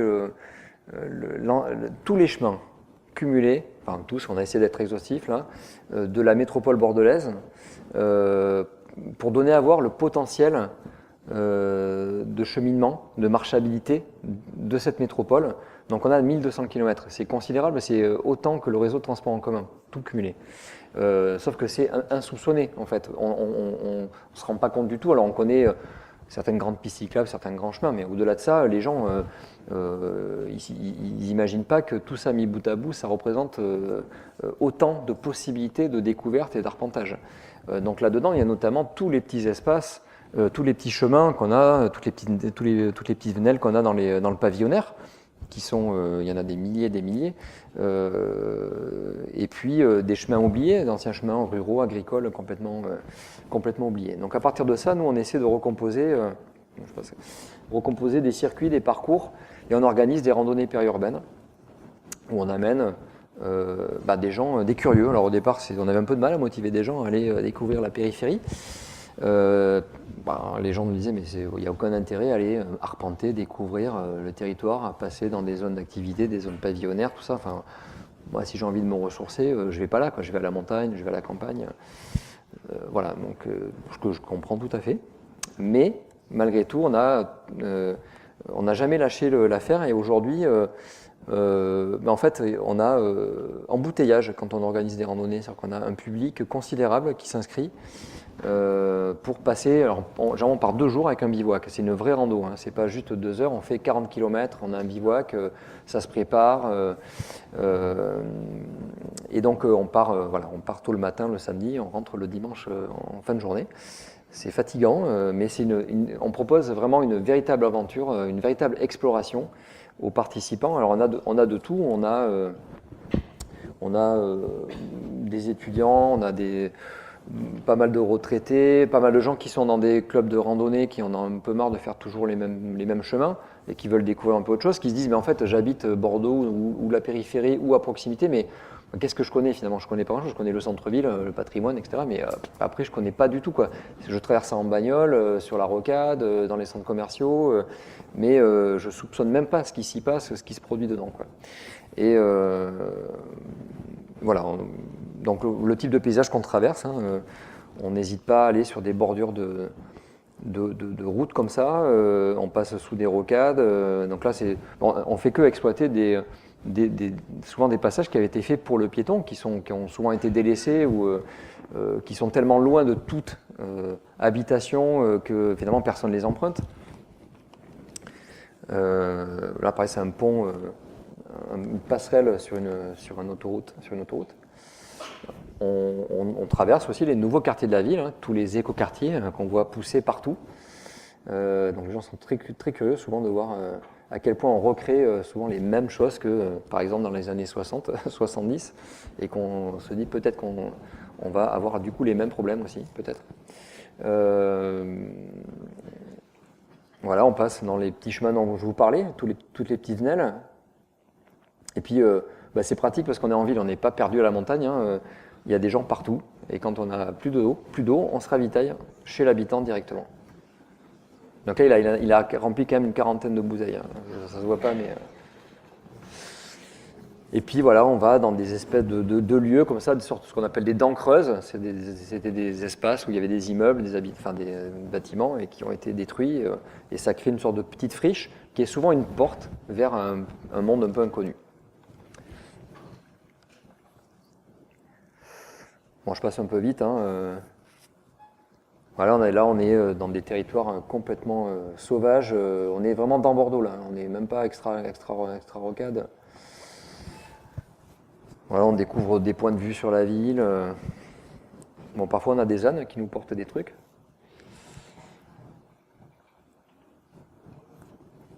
Voilà, on a un petit port aussi industriel, hein, petit par rapport au vôtre.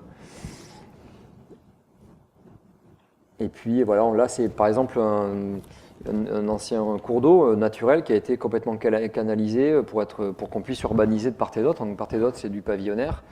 Et voilà, il y a 5 km comme ça de linéaire qui est une voie d'accès technique, hein, juste pour l'entretien. Mais du coup, voilà, qui peut potentiellement devenir un vrai chemin de randonnée. Là, pareil. Là, on n'est pas dans les Pyrénées. On est dans un parc qui a recréé artificiellement un torrent pyrénéen. Il n'y a pas de relief, ils ont fait monter l'eau. Là, on passe sous la rocade. On s'engouffre comme ça, souvent dans des endroits pareils, dans des canyons, petits canyons.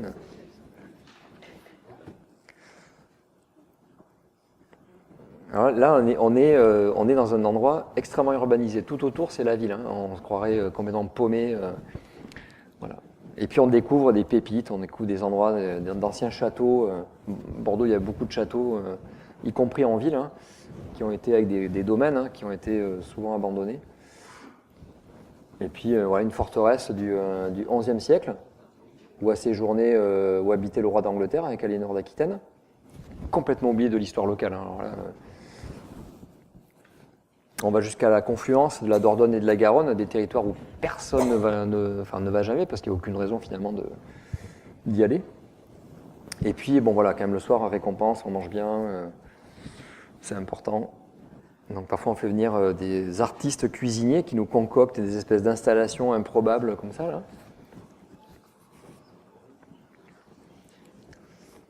Où on passe, par exemple, on a ce qu'on appelle les Dames du Lac, c'est des familles vietnamiennes qui s'installent dans la banlieue de Bordeaux, il y a un grand lac à Bordeaux, et qui, de manière complètement sauvage, comme ça, spontanée, investissent un parc et font à manger tous les week-ends de mars à octobre. C'est super bon, c'est pas cher, si vous venez à Bordeaux. Et puis voilà, à la fin, voilà, on s'étire parce que c'est important de s'étirer. le bivouac, donc vous avez vu un petit peu. Voilà. Et je finirai sur ce projet avant de juste dire 2 mots sur le fort de Tourneville. Donc pour accompagner et promouvoir cette idée de l'itinérance périurbaine et d'inciter les gens à redécouvrir, à se réapproprier les banlieues des villes, que nous on adore, malgré tout ce qu'on... Enfin, on est d'accord souvent sur les critiques qu'on fait dessus, mais on pense que c'est des espaces qui ont aussi leur poésie, qui ont aussi leur légitimité, et que juste leur porter un regard comment dire, critique ou voire condescendant, c'est passé à côté de plein de choses. Donc en même temps que le projet des randos, on a essayé d'ouvrir une autre expérimentation qu'on a appelée les refuges. Donc, rando, refuge, on n'a rien inventé. En montagne, on a des refuges qui permettent aux gens de séjourner la nuit à l'abri, au sec. Et là, on s'est dit, on va faire la même chose. Enfin, on va essayer de faire la même chose. Est-ce qu'on peut imaginer de transposer le concept de refuge de montagne à la banlieue, aux banlieues urbaines? Donc là, évidemment, ça a été beaucoup plus compliqué à mettre en œuvre que des randonnées où il ne faut pas grand-chose. Là, il fallait trouver une ville d'accord, enfin partante, il fallait trouver un financement, il fallait trouver un cadre juridique, enfin, c'est devenu très très compliqué. Mais on a réussi à résoudre un peu toutes ces étapes pour expérimenter à partir de 2010 le premier refuge, donc, que vous voyez en tout petit là. Donc là, c'est un parc qui vous allez voir sur la diapo suivante. Donc le premier refuge, le Nuage, qui a été, où là on n'est pas tout seul, on s'est associé avec Zebra 3, qui est un collectif d'artistes qui est basé à Bordeaux, avec qui on travaille assez souvent, avec qui on partage les mêmes locaux. Et voilà, donc vous voyez, on a la ville tout autour, et on a cette espèce de parc qui est une ancienne carrière, une ancienne cimenterie, qui a été abandonnée, la nature a repris ses droits, c'est devenu une jungle pendant 15 ans, 20 ans, plus personne ne pouvait y pénétrer. Et puis la ville, donc, qui s'appelle Lormont, a décidé de le transformer en parc en faisant pas grand-chose, en créant quelques accès, quelques chemins, en sécurisant quelques endroits, mais en laissant le lieu dans son état le plus naturel possible. Et donc voilà, le maire a été partant après de longues négociations pour accueillir la première expérimentation du refuge. Ça a eu un succès, donc on le voit, là vous voyez, on est à Bordeaux, on n'est pas loin, et là on est au Canada, quoi. Enfin je ne sais pas où on est, mais on est ailleurs, quoi. Et ça a eu un succès considérable très rapidement. Ça a été beaucoup médiatisé aussi, la presse locale s'en est emparée, un peu de la presse nationale, on a eu des télés, tout ça, enfin c'est devenu un petit phénomène.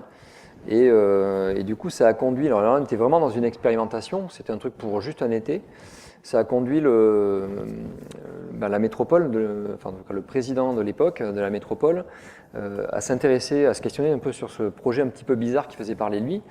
Et finalement, c'est quelqu'un qui s'intéressait, enfin qui se questionnait sur élargir le spectre du tourisme à Bordeaux pour un petit peu aller chercher aussi hors du centre-ville, hors du territoire UNESCO, un peu dans la périphérie.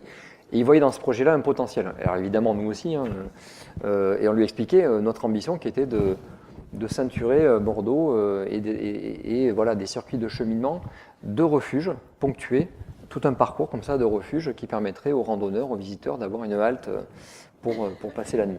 Donc il a dit, ok banco, on y va. Donc là, ça a été un peu un miracle. Et on a pu comme ça développer ce projet. Donc on est parti sur l'idée de créer en fait des œuvres habitables. Alors juste parce qu'on aime bien le dire, mais on a inventé un statut en fait à ces objets-là pour qu'ils puissent exister. Alors en France, il y a un règlement qui dit qu'on n'a pas le droit de dormir dans les espaces publics et dans les parcs en ville. Voilà, donc ça peut pas être, on peut pas dire on peut pas mettre en avant l'usage dormir. Donc en fait, on a dit c'est une œuvre, ce sont des œuvres, et mieux, ce sont des œuvres performatives. Donc ça veut dire qu'en fait, c'est des œuvres qui acquièrent leur statut d'œuvre quand elles sont performées. Et évidemment, c'est les gens qui vont performer ces œuvres. Donc en fait, les gens, quand ils réservent, ils ne réservent pas pour passer une nuit dormir, ils réservent pour faire une performance artistique. Voilà. Donc c'est stipulé dans le contrat, c'est gratuit, c'est accessible à tous, on peut réserver que pour une seule nuit. Donc je passe un peu rapidement là sur les projets. Il y en a 11 de prévus au total, on en a 8 de construits. Donc au départ, on les amenait comme ça, c'était tout en bloc autonome, on les posait. Depuis, on a un peu plus de moyens et on a décidé de... Et puis, on va investir des sites plus complexes, donc ça nécessite de construire sur place aussi. Voilà, donc celui-là, notamment, il a la particularité de pouvoir d'offrir la possibilité de dormir à la Belle Étoile dehors, sur des filets de transat, de catamaran, ou à l'intérieur. Celui-ci qui est en bordure, alors là on se croirait à la campagne, au bord de la rivière, bucolique, tout ça, sauf que quand on se retourne, on a une énorme zone commerciale. Et voilà, on est entre Cultura et Darty pour l'ambiance.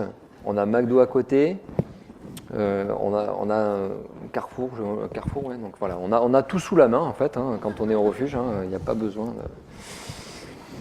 Voilà, et puis celui-là, il a la particularité d'offrir une sorte de ponton qui existait déjà, voilà, qu'on voit au bout là, au milieu des roseaux. Voilà, là c'est vraiment, on est coupé du reste, coupé du monde.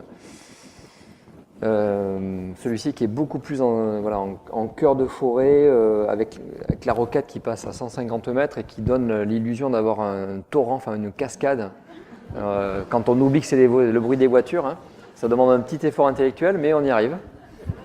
Au bout d'un moment, on a l'impression d'avoir un torrent, enfin une cascade lointaine. On voit la rocade comme ça. Donc là, c'est Stéphane Tidé qui a dessiné celui-ci. Stéphane Tidé qui est un des artistes programmés aussi pour Un été au Havre, qui va faire Léger, c'est ça? C'est Léger, ouais. Donc là, qui a fait, il s'appelle La Belle Étoile. Donc l'idée, c'était de fabriquer une sorte d'étoile. Donc on aurait un peu décapsulé comme ça, et en fait, les branches se transforment en lit. Et au milieu, on a un foyer, un brasero qui permet de faire scintiller l'étoile la nuit. Voilà. Bon, sauf qu'on n'a pas l'autorisation par les pompiers, évidemment, de faire du feu, mais les gens le font quand même. Celui-ci qui est sur une ancienne décharge, voilà, qui est une sorte de croisement entre un tronc d'arbre de pin et puis les gros cylindres qui servent à compacter les décharges. Voilà, celui-ci on peut dormir, la capacité d'accueil c'est entre 6 et 9 places, celui-ci c'est 9. Donc voilà. La Vouivre, là, qui est tout à fait au nord de l'agglomération, là, près de l'endroit que je vous ai montré, où la Garonne et la Dordogne se rejoignent. Là, on est au bord d'une ancienne carrière aussi. Donc autour, on a, en fait, on voit pas bien là, mais juste un peu plus au nord et un peu plus au sud, on a toutes les raffineries, enfin c'est toute la pétrochimie de la région. Donc ça sent un peu aussi, ça fume un peu. Bon voilà, donc, et puis non ça c'est pas le dernier, c'est l'avant-dernier construit par le collectif Fichtre sur une petite colline au-dessus d'un parking de bus, mais qui offre quand même la possibilité, voilà, une vue sur Bordeaux, le pont d'Aquitaine qu'on aperçoit à gauche, le port industriel à droite. Donc en fait ça s'appelle la nuit américaine, c'est comme un grand cône de vision, et l'idée, donc tous les vitres sont teintées en bleu. Et ça rejoue le procédé de la nuit américaine cinématographique qui consistait à faire la nuit en plein jour avec un filtre bleu sur la caméra. Bon voilà. Et puis donc le dernier, Lou Andréa Lassalle, une jeune artiste qui s'est complètement lâchée. Et voilà, qui a fait une espèce de truc ésotérique avec des sphinx, une pyramide.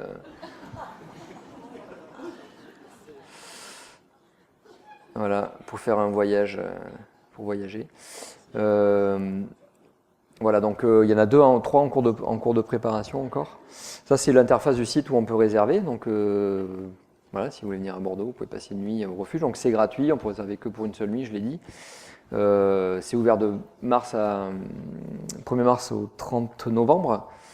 Et c'est plein tout le temps en fait. C'est un phénomène incroyable. Les réservations ouvrent le premier du mois pour le mois suivant. Donc par exemple, pour réserver pour le mois de juin, il faut se connecter le 1er mai à 19h, sans faute. Et voilà, en l'espace de 10 minutes, 15 minutes, toutes les nuits sont de tous les refuges, hein, semaine, week-end, tout est plein. Donc il y a des gens, ça fait 3 ans qu'ils essayent, ils n'y arrivent pas, quoi. Voilà, puis je vais terminer par projet pour la première fois, on vient au Havre travailler. Donc là, on est invité par l'association Fort, représentée par Fazette, qui est ici, qui nous a invités, suite à un travail un peu de diagnostic sur les possibilités d'amélioration et d'appropriation du fort et aussi de lien avec le voisinage, pour travailler sur l'aménagement d'un espace qu'on a appelé Superfort, qui est l'idée de créer une sorte d'espace d'hospitalité, de convivialité, pour un petit peu être un peu le QG, fédérer les gens qui passent au fort, les gens qui travaillent au fort, les gens qui utilisent le fort, et puis aussi les habitants autour. Donc on a mis en place un certain nombre d'ateliers qui ont permis de définir une sorte de programmation de qu'est-ce qu'on avait envie de faire, qu'est-ce qu'on avait besoin comme lieu, comme espace pour pouvoir se réunir, pour pouvoir travailler, pour pouvoir organiser des petits événements, des fêtes, etc. Et puis voilà, donc ça a donné lieu à une sorte de petite architecture qui est située, en fait, pour ceux qui connaissent le fort. Donc là, on est au sud, là, on est au nord. En fait, quand on rentre par l'entrée principale, on a une allée centrale. Et donc là, on s'installe, nous, sur la droite de l'allée centrale. Donc là, c'était la première esquisse qu'on a produite. C'est aussi l'occasion de refabriquer de manière un peu plus confort la maison des gardiens qui actuellement sont à l'entrée du fort dans un Algeco un petit peu vétuste. Donc on va venir construire ça bientôt, là, d'ici quelques semaines. On va rester 3 semaines, on ne sera pas les seuls. Il y a d'autres collectifs un peu comme nous qui sont un peu sur les mêmes périodes, sur les mêmes dates, qui vont construire et concocter comme ça d'autres choses dans le fort et puis aussi un peu dans la ville. Voilà, donc on a quelque chose qui en fait permet on a le bureau des gardiens, c'est le lieu aussi d'information, on a une sorte de grande halle, enfin grande. On a une halle qui fait 5 mètres par 10 mètres ou par 12 mètres, mais qui peut revenir quand même, qui est calibrée aussi pas forcément pour faire des gros événements, mais pour des petites choses et qui puissent être appropriées de manière un peu spontanée surtout, quoi. Ce qu'on appelle une salle de réunion, mais qui sera un espace un peu ouvert semi-fermé, abrité. Ça, c'était par contre, nous on était partis sur quelque chose de non abrité. Et puis non, mais ici on est au Havre, donc ici faut mettre un toit. Donc ça nous a un peu tracassé parce que ça a rendu le projet un peu plus compliqué. Mais bon, en même temps, on comprend pourquoi, hein, évidemment. On conteste pas. En même temps, aujourd'hui, il fait très beau. Et puis voilà, on voit pas bien, mais un petit gradin derrière avec une petite jauge qui permet de faire des petits spectacles devant. Une cabane, on peut rentrer en haut du gradin, une sorte de petite cabane qui, voilà, ça a été demandé aussi d'avoir un espace où prendre un peu de hauteur, un peu en retrait, tout ça. Voilà. Et puis on le voit pas, mais une cuisine derrière, une cuisine d'été qui permet, qui pourra permettre de monter des petits événements, des petites manifestations, des petits projets autour de la cuisine, qui doit accueillir aussi un four à pain.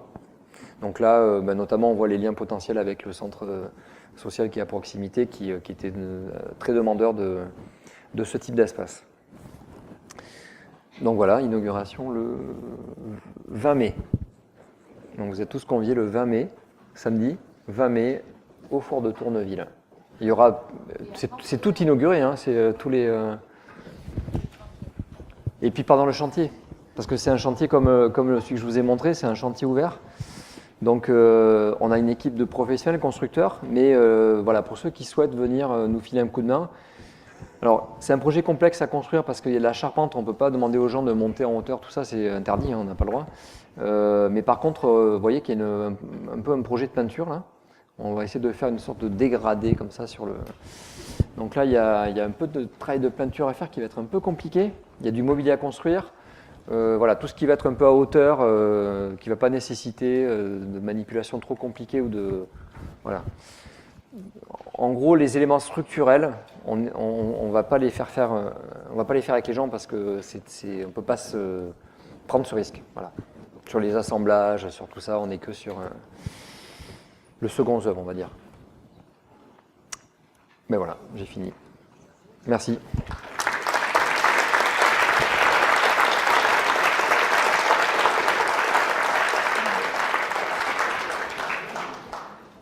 Vous avez peut-être des questions. En tout cas, vous nous avez fait envie. Moi, j'aimerais bien vous garder toute l'année pour inventer plein de choses au Havre et dans la périphérie havraise. Oui, bonjour. Oui, c'est sympathique tout ça.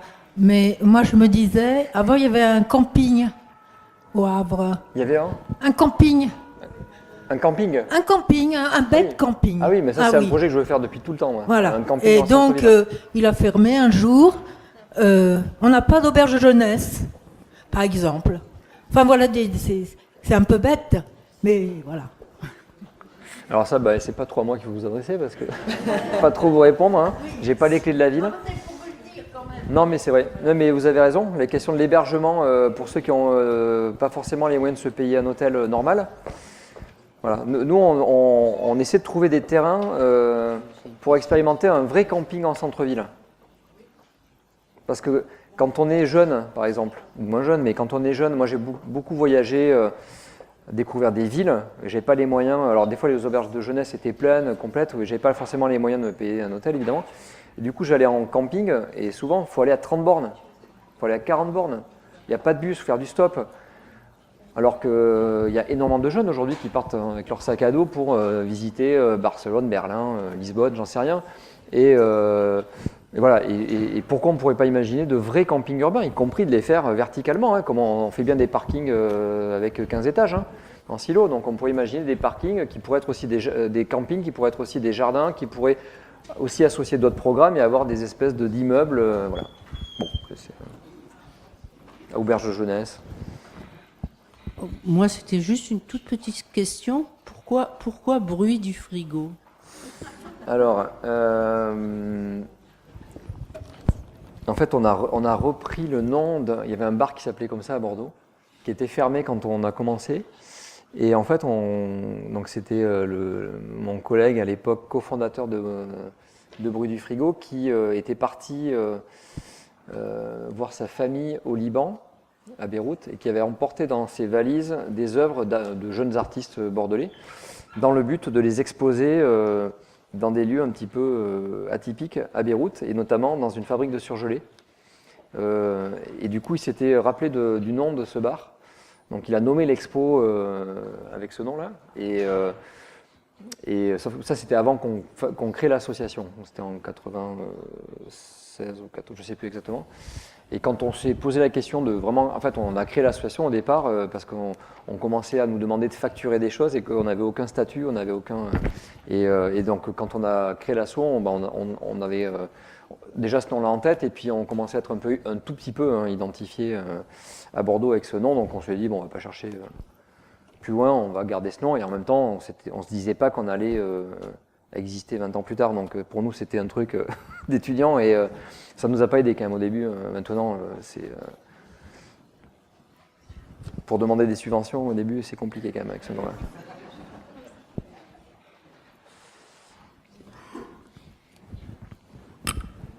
Bonjour, votre circuit périurbain autour de Bordeaux, c'est ce que l'on appelle des trames vertes ou des corridors écologiques. Et je suis sûre que si vous aviez des botanistes là-dedans ou des ornithos, ils trouveraient aussi des trésors. Enfin, moi, je trouve des trésors autour du Havre. On en a. Alors après, nous, on n'est pas dans les... Enfin, il y a un projet à Bordeaux qui s'appelle la boucle verte, qui est un circuit qui passe par les espaces dont vous parlez, tous les corridors. Voilà. Mais nous, non. Nous, Ah, mais bien sûr. Mais en fait, ils y vont pas trop, eux. Parce qu'ils vont pas forcément dans ces endroits-là. Et nous, on va aussi dans des endroits, on passe, comme je dis, vous avez vu, dans du pavillonnaire, sous des autoroutes. Voilà, nous, on essaie, en fait, dans les randonnées qu'on organise, de faire toucher du doigt aux gens qui nous accompagnent la pluralité du périurbain. Le périurbain, c'est pas que les espaces de nature qui se nichent dedans, parce qu'évidemment, il y en a beaucoup. C'est aussi voilà, le bruit, parfois c'est agressif, parfois ça sent pas bon. Voilà, c'est aussi tout ça. L'idée, c'est pas forcément. On n'est pas là pour faire un cours d'urbanisme aux gens, on n'est pas là pour faire la leçon sur ce qui est pas bien et bien en matière d'aménagement du territoire. On est juste là pour l'expérimenter, le vivre avec nos pieds, avec tous nos sens, et pour que les gens s'interrogent eux-mêmes en fait. Donc il y a plein de choses critiquables, évidemment, il y a des choses qui nous hérissent quand on traverse ces territoires, mais en même temps, voilà, il y a aussi beaucoup de stimulation, il y a aussi beaucoup de plaisir et beaucoup de bonnes surprises.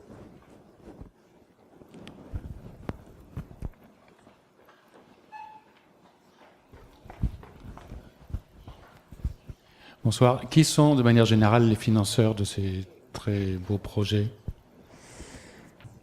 En fait, c'est variable. Sur les projets qui sont pour des collectivités, c'est souvent dans le cadre de marchés publics. Donc, c'est des appels d'offres auxquels on répond. Donc, c'est comme n'importe quel autre marché public, en fait. Donc, c'est de l'argent public. Hein. Quand il s'agit du centre social, d'un centre social, par exemple, lui, il touche des subventions, des financements. Donc, nous, on est en prestation pour eux, mais ça vient aussi de financement public. Et puis, quand il s'agit, je ne vous en ai pas montré, mais de projets qu'on fait nous-mêmes, où on a... Alors, je ne vais plus vous en montrer, c'est vrai. On fait chaque année des projets où on n'attend pas qu'on vienne nous solliciter. On décide de développer un projet parce qu'il y a un sujet qui nous intéresse, parce qu'il y a un territoire qui nous intéresse. Et donc là, on va chercher des financements en fait, publics. Donc on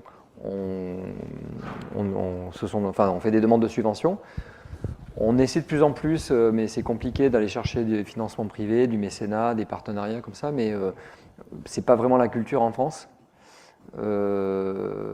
Et puis c'est bien aussi qu'il y ait du financement public pour ce type de projet-là. Enfin, je pense que défendre ça, ça a disparu partout ailleurs dans les autres pays.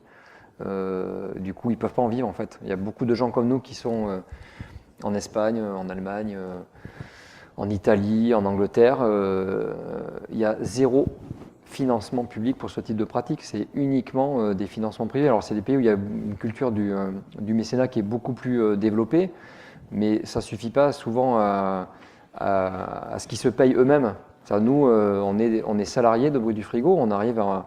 C'est un métier, quoi. On arrive à vivre de ça, on ne fait rien d'autre à côté. Enfin, ça prend beaucoup de temps, mais on n'a pas un métier, en tout cas un vrai métier à côté qui nous permet de faire ce qu'on fait. C'est-à-dire que c'est notre activité, notre pratique professionnelle.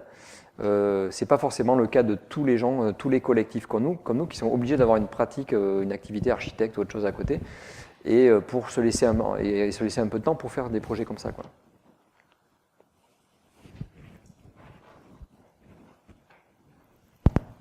S'il vous plaît, est-ce que vous pouvez nous dire quelles sont les difficultés les plus courantes que vous rencontrez pour vous, tout simplement pour exister, quoi, Bon, alors, on imagine qu'évidemment la première difficulté, c'est la difficulté financière, mais quand même, quand vous vous présentez à une collectivité publique, une municipalité où vous avez une idée de, je ne sais pas, d'un terrain ou d'un endroit, à quoi il faut s'attendre d'abord? Quel est globalement le premier handicap, la première réticence? Est-ce que vous avez une idée de ça? Est-ce qu'il y a des constances? Il y a souvent une appréhension des élus dans ce type de pratique. J'en ai parlé un peu au début, mais souvent les gens qui nous sollicitent, ce sont des techniciens dans les villes, donc c'est des gens qui ont été un peu formés.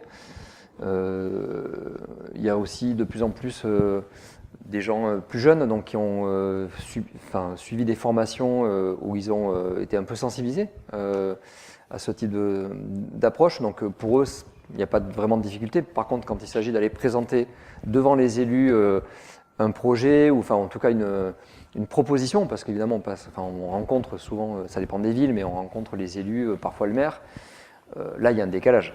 Là, il y a un fossé souvent qui est très très compliqué à combler. Oui. Bon, ça c'est plus anecdotique, mais ça nous est arrivé effectivement. Ouais. On peut avoir aussi des freins de la part de certains services qui ont l'impression qu'on peut faire le travail à leur place. Du coup, qui se sentent pas forcément, à qui c'est parfois un peu compliqué. Bon, ça c'est pas non plus très très régulier, mais ça peut arriver. Mais vraiment, le premier frein, c'est le frein politique. Par exemple, le projet de Perpignan que je vous ai montré, c'est des mois et des mois de négociations et de batailles pour qu'ils nous fassent confiance. C'est incroyable. C'était un niveau qu'on n'avait pas jamais encore rencontré, quoi. Après, Bon, après, il y a des freins parfois techniques, parce qu'on va souvent investir des endroits un peu compliqués. Donc, c'est pas forcément toujours facile d'accès, il n'y a pas forcément toujours l'électricité. Voilà. Bon, ça, c'est du détail de projet, mais voilà. Après, concrètement, la plus grosse difficulté qu'on rencontre, c'est de comment on s'adresse aux gens, en fait. C'est-à-dire comment, quand on débarque dans un endroit, qui plus est quand c'est dans un quartier d'habitation, on va travailler sur le quotidien des gens. C'est comment, par quel biais on va, les mobiliser, les informer et puis les amener à comprendre qu'est-ce qu'on vient faire et quel rôle ils ont à jouer, ce qu'on attend d'eux. Donc voilà, la mobilisation, tenir ça dans la durée, voilà, ça c'est plutôt ça qui nous préoccupe en fait. C'est pas un frein, mais en tout cas c'est quelque chose où chaque projet, faut se réinventer en fait. Parce que chaque contexte est différent. En fait, souvent, ça dépend. Si c'est des appels d'offres, on répond. Ce qui est nouveau, parce qu'il y a encore quelques années, ce type de pratique-là n'était jamais mentionné dans aucun appel d'offres sur l'aménagement d'un quartier, de n'importe quoi, repenser, faire un diagnostic, un plan guide sur une ville ou quoi que ce soit.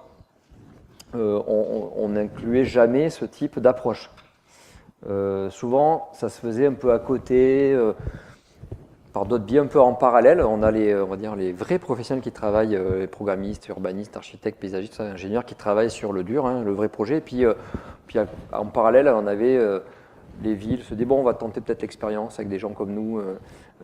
Sauf qu'à un moment donné, on n'arrivait jamais à se croiser, quoi. C'est-à-dire qu'on est sur des temporalités différentes, ils nous regardaient un peu de haut. Nous, on essayait d'exister. Voilà. Aujourd'hui, on a beaucoup milité pour que ce type de pratique soit intégré dans les compétences nécessaires pour développer un projet urbain. Alors, dans la masse des projets, comme je disais en France, ça reste minoritaire, très minoritaire, mais ça existe de plus en plus. Il y en a toutes les semaines des appels d'offres qui sortent avec, on demande des architectes, des urbanistes, et puis on demande aussi des gens qui ont une capacité à mettre en place des démarches participatives, à mettre en place des démarches d'intervention in situ dans les lieux, à préfigurer des futurs projets, des choses comme ça. Et après, à l'opposé, on est contacté directement par, comme vous l'avez vu là, sur des centres d'art, un centre social, l'association Fort, où là, il n'y a pas d'intermédiaire, où il n'y a pas de cadre forcément de marché public. C'est une commande directe.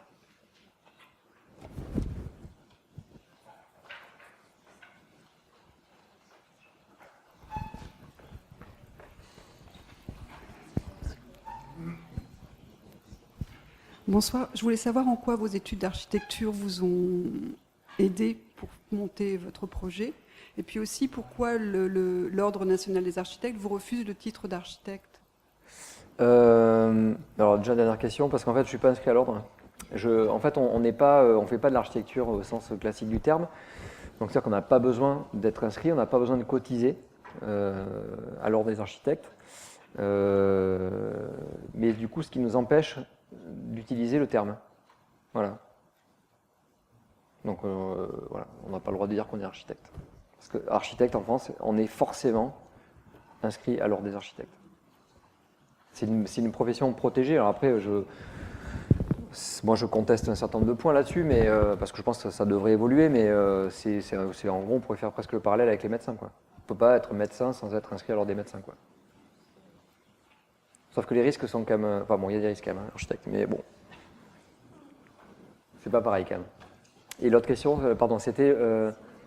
Ah oui, évidemment, c'est des études géniales. L'architecture, c'est des études qui nous ouvrent tous les horizons. On arrive lycéen, où on a fait peut-être 1 ou 2 ans d'études. On a plein de disciplines. On est en quête et en recherche permanente. Alors après, ça dépend comment chaque étudiant s'approprie ce type d'études. On peut aussi traverser les études d'architecture un peu avec des œillères et finir avec son diplôme, travailler en agence et puis faire des plans, quoi. Genre, ça, il y en a plein, mais c'est aussi des études qui permettent quand même de se construire une posture un peu critique sur le monde qui nous entoure et en tout cas où on est quand même amené à se positionner, enfin à se questionner sur notre rôle d'architecte. Voilà. Et donc après, bon, on en fait ce qu'on veut, mais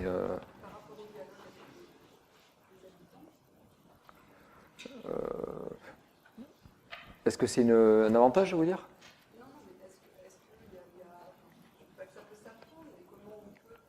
Transmettre, ouais.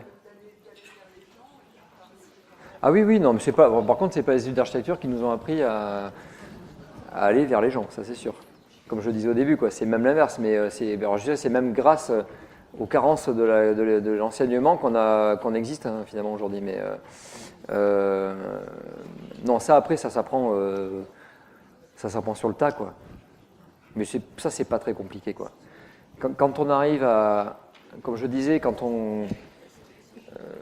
nous, on passe beaucoup de temps, beaucoup d'énergie à fabriquer le cadre qui permet d'accueillir les gens, qui permet de créer la relation.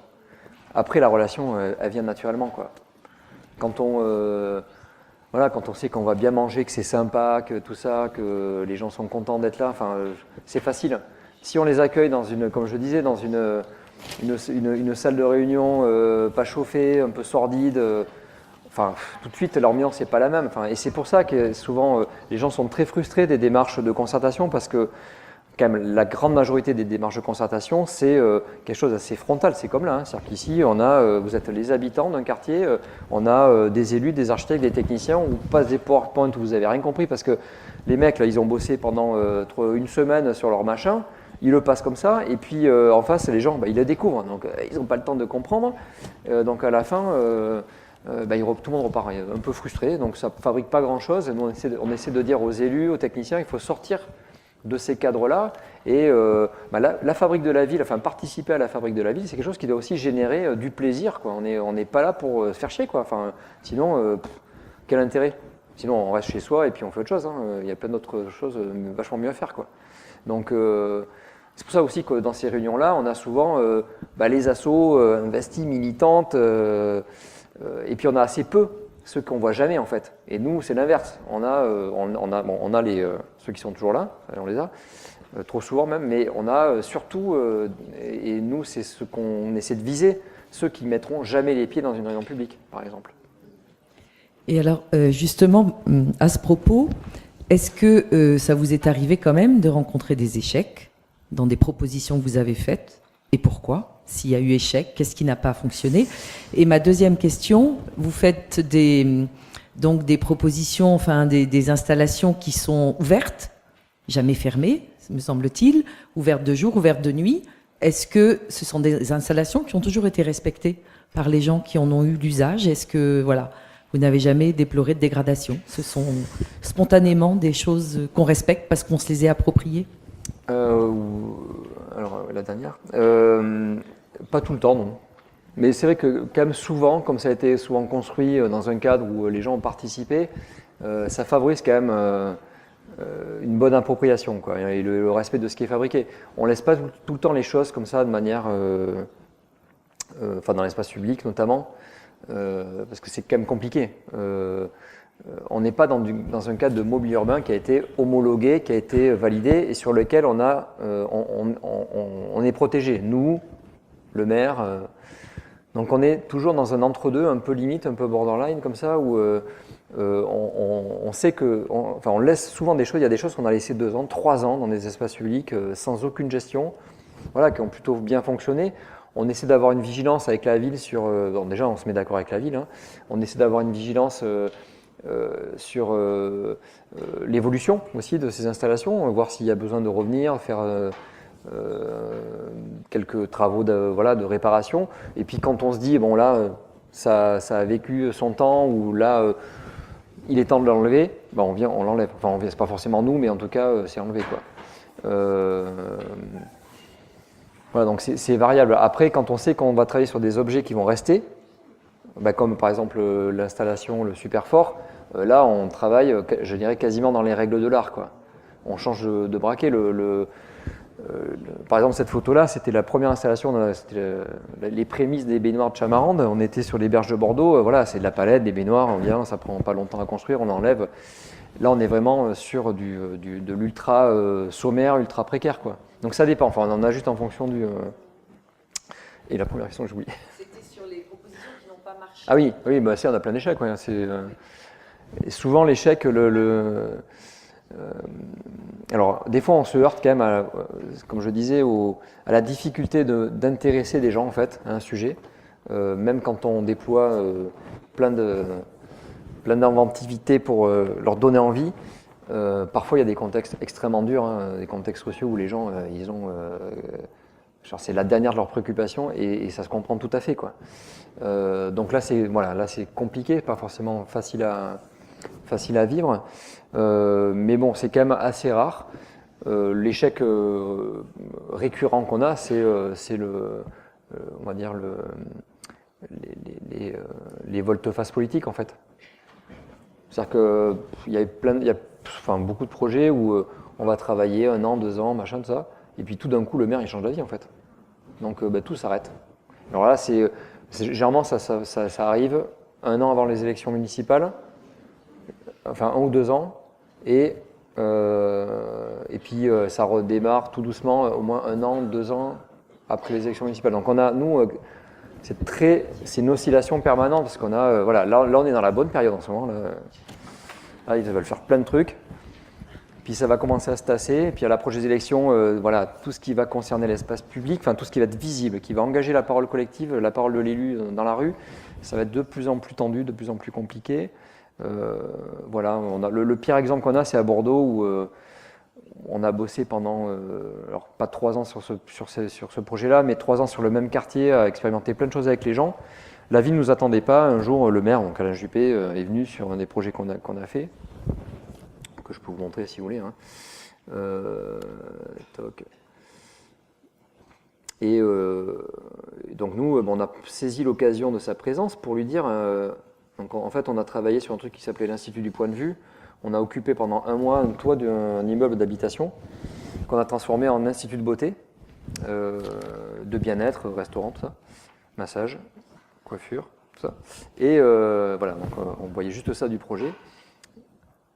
Et donc le maire, en fait, ça avait super bien fonctionné, tout le monde est venu, bref. Le maire donc vient, on lui fait la visite et on lui explique, voilà, nous ça fait 2 ans qu'on travaille sur ce territoire, on avait fait un petit bouquin, on avait diagnostiqué tout un tas de choses, à la fois des dysfonctionnements avérés, des espaces qui étaient, qu'il fallait vraiment refaire, ou des gens qui nous ont dit, il y a des potentiels à tel endroit, on pourrait faire des trucs. Donc on avait illustré tout ça, on avait fait même une belle exposition à la Maison de l'Architecture d'ailleurs, de Bordeaux, et puis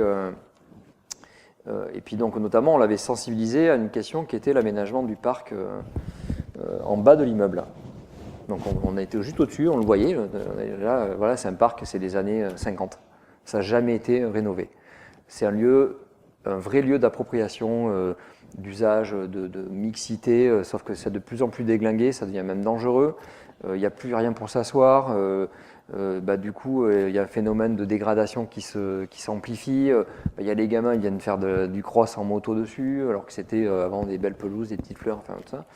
Donc je passe rapidement les photos pour vous montrer la suite. Et donc là, il nous dit, vous faites quoi l'an prochain? Donc nous, on avait prévu de partir. Hein, on finissait en beauté sur cette expérience poétique sur les toits.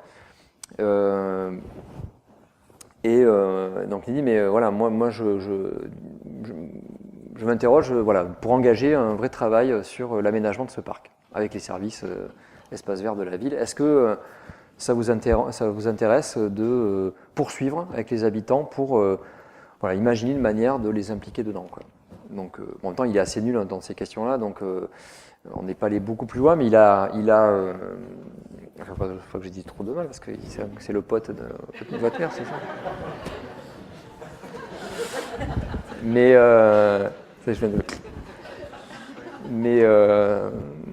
donc du coup, il y avait quand même la responsable de l'urbanisme qui était là et qui a dit, vous allez vous rencontrer, et puis vous allez organiser un truc pour que Bruit du Frigo puisse continuer à travailler avec les habitants, tout ça. Bon, on a trouvé un mode opératoire un peu compliqué au départ, tout ça, bon. Et puis on a remobilisé les habitants, donc on avait une commande, une certitude qu'on allait retravailler avec les gens dans la perspective d'un véritable aménagement qui allait améliorer ce lieu, ce parc, et permettre de déployer tout un tas d'usages. Donc on a travaillé en relative confiance. Il y a plein de photos en fait. Toc. Et du coup on a reconstruit, on a recréé une sorte de truc, une petite installation qui a permis, on voit le quartier là, de remobiliser en fait les gens. Donc on a créé un truc qui s'appelait le Ring, où le concept c'était de 4 soirées spectacle, et en même temps que le spectacle, on faisait des ateliers. Bon, ça n'a pas du tout marché, les gens ils n'étaient pas du tout concentrés, pas du tout là pour réfléchir, donc bon, on a testé un truc, ça n'a pas fonctionné, mais du coup on a réorganisé des ateliers derrière, et ça nous a permis de définir un peu un programme, et puis d'aboutir à un projet en fait, qu'on a commencé à travailler avec les services techniques, tout ça, et puis en fait petit à petit, les services techniques ils nous ont évacué du projet, parce qu'ils faisaient tout le parc, ils refaisaient tout le parc. Et donc on faisait juste un petit endroit. Ils ont commencé à nous évacuer du projet. Puis un jour, on a vu les plans, le dernier plan, puis on n'était plus du tout dedans, quoi. Voilà. Et donc, parce qu'en fait, c'était un projet ce qu'on appelle en maîtrise d'œuvre interne, c'est-à-dire qu'ils n'ont pas fait appel à des paysagistes, un cabinet externe. C'est fait par eux interne. Ils ont toujours travaillé comme ça. Et en fait, ils ne voyaient pas pourquoi ils ne continueraient pas à travailler comme ça, quoi. Et pourquoi ils nous avaient dans les pattes. Donc, ils nous ont laissé travailler au début parce que c'était la demande du maire en direct. Et petit à petit, ça a pris quand même 1 an, 2 ans, toute cette histoire. Les choses se sont un peu tassées, le maire était préoccupé par d'autres trucs. Et voilà, ils ont sournoisement, comme ça, ils nous ont évacué du truc. On a alerté le maire, on a alerté les élus de quartier, enfin, tout le monde, rien à faire. On est retourné sur le terrain, on a essayé de remobiliser les gens en disant là, il faut se défendre, quoi. Enfin, il faut vous défendre parce que là, nous, on a écrit des courriers, mais maintenant, c'est à vous de vous mobiliser. Malheureusement, on était dans un contexte d'un quartier quand même compliqué où on a travaillé avec beaucoup de gens, mais il n'y a pas de structuration associative, donc c'est que des individus. Voilà, c'était les gens, voilà. Là, pour le coup, contrairement à Dax, ils ne se sont pas dit on va monter un collectif et on va faire entendre notre voix. Donc c'était en 2013, donc ça commence à faire.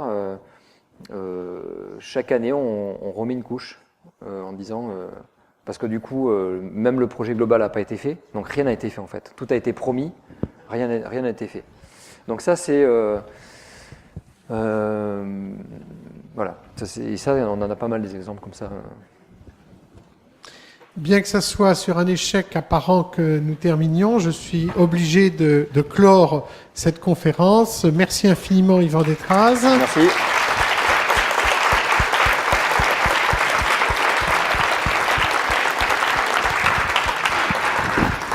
Prochain rendez-vous le 24 avril avec Maud Le Floch pour le pôle des arts urbains. Bonne soirée à tous.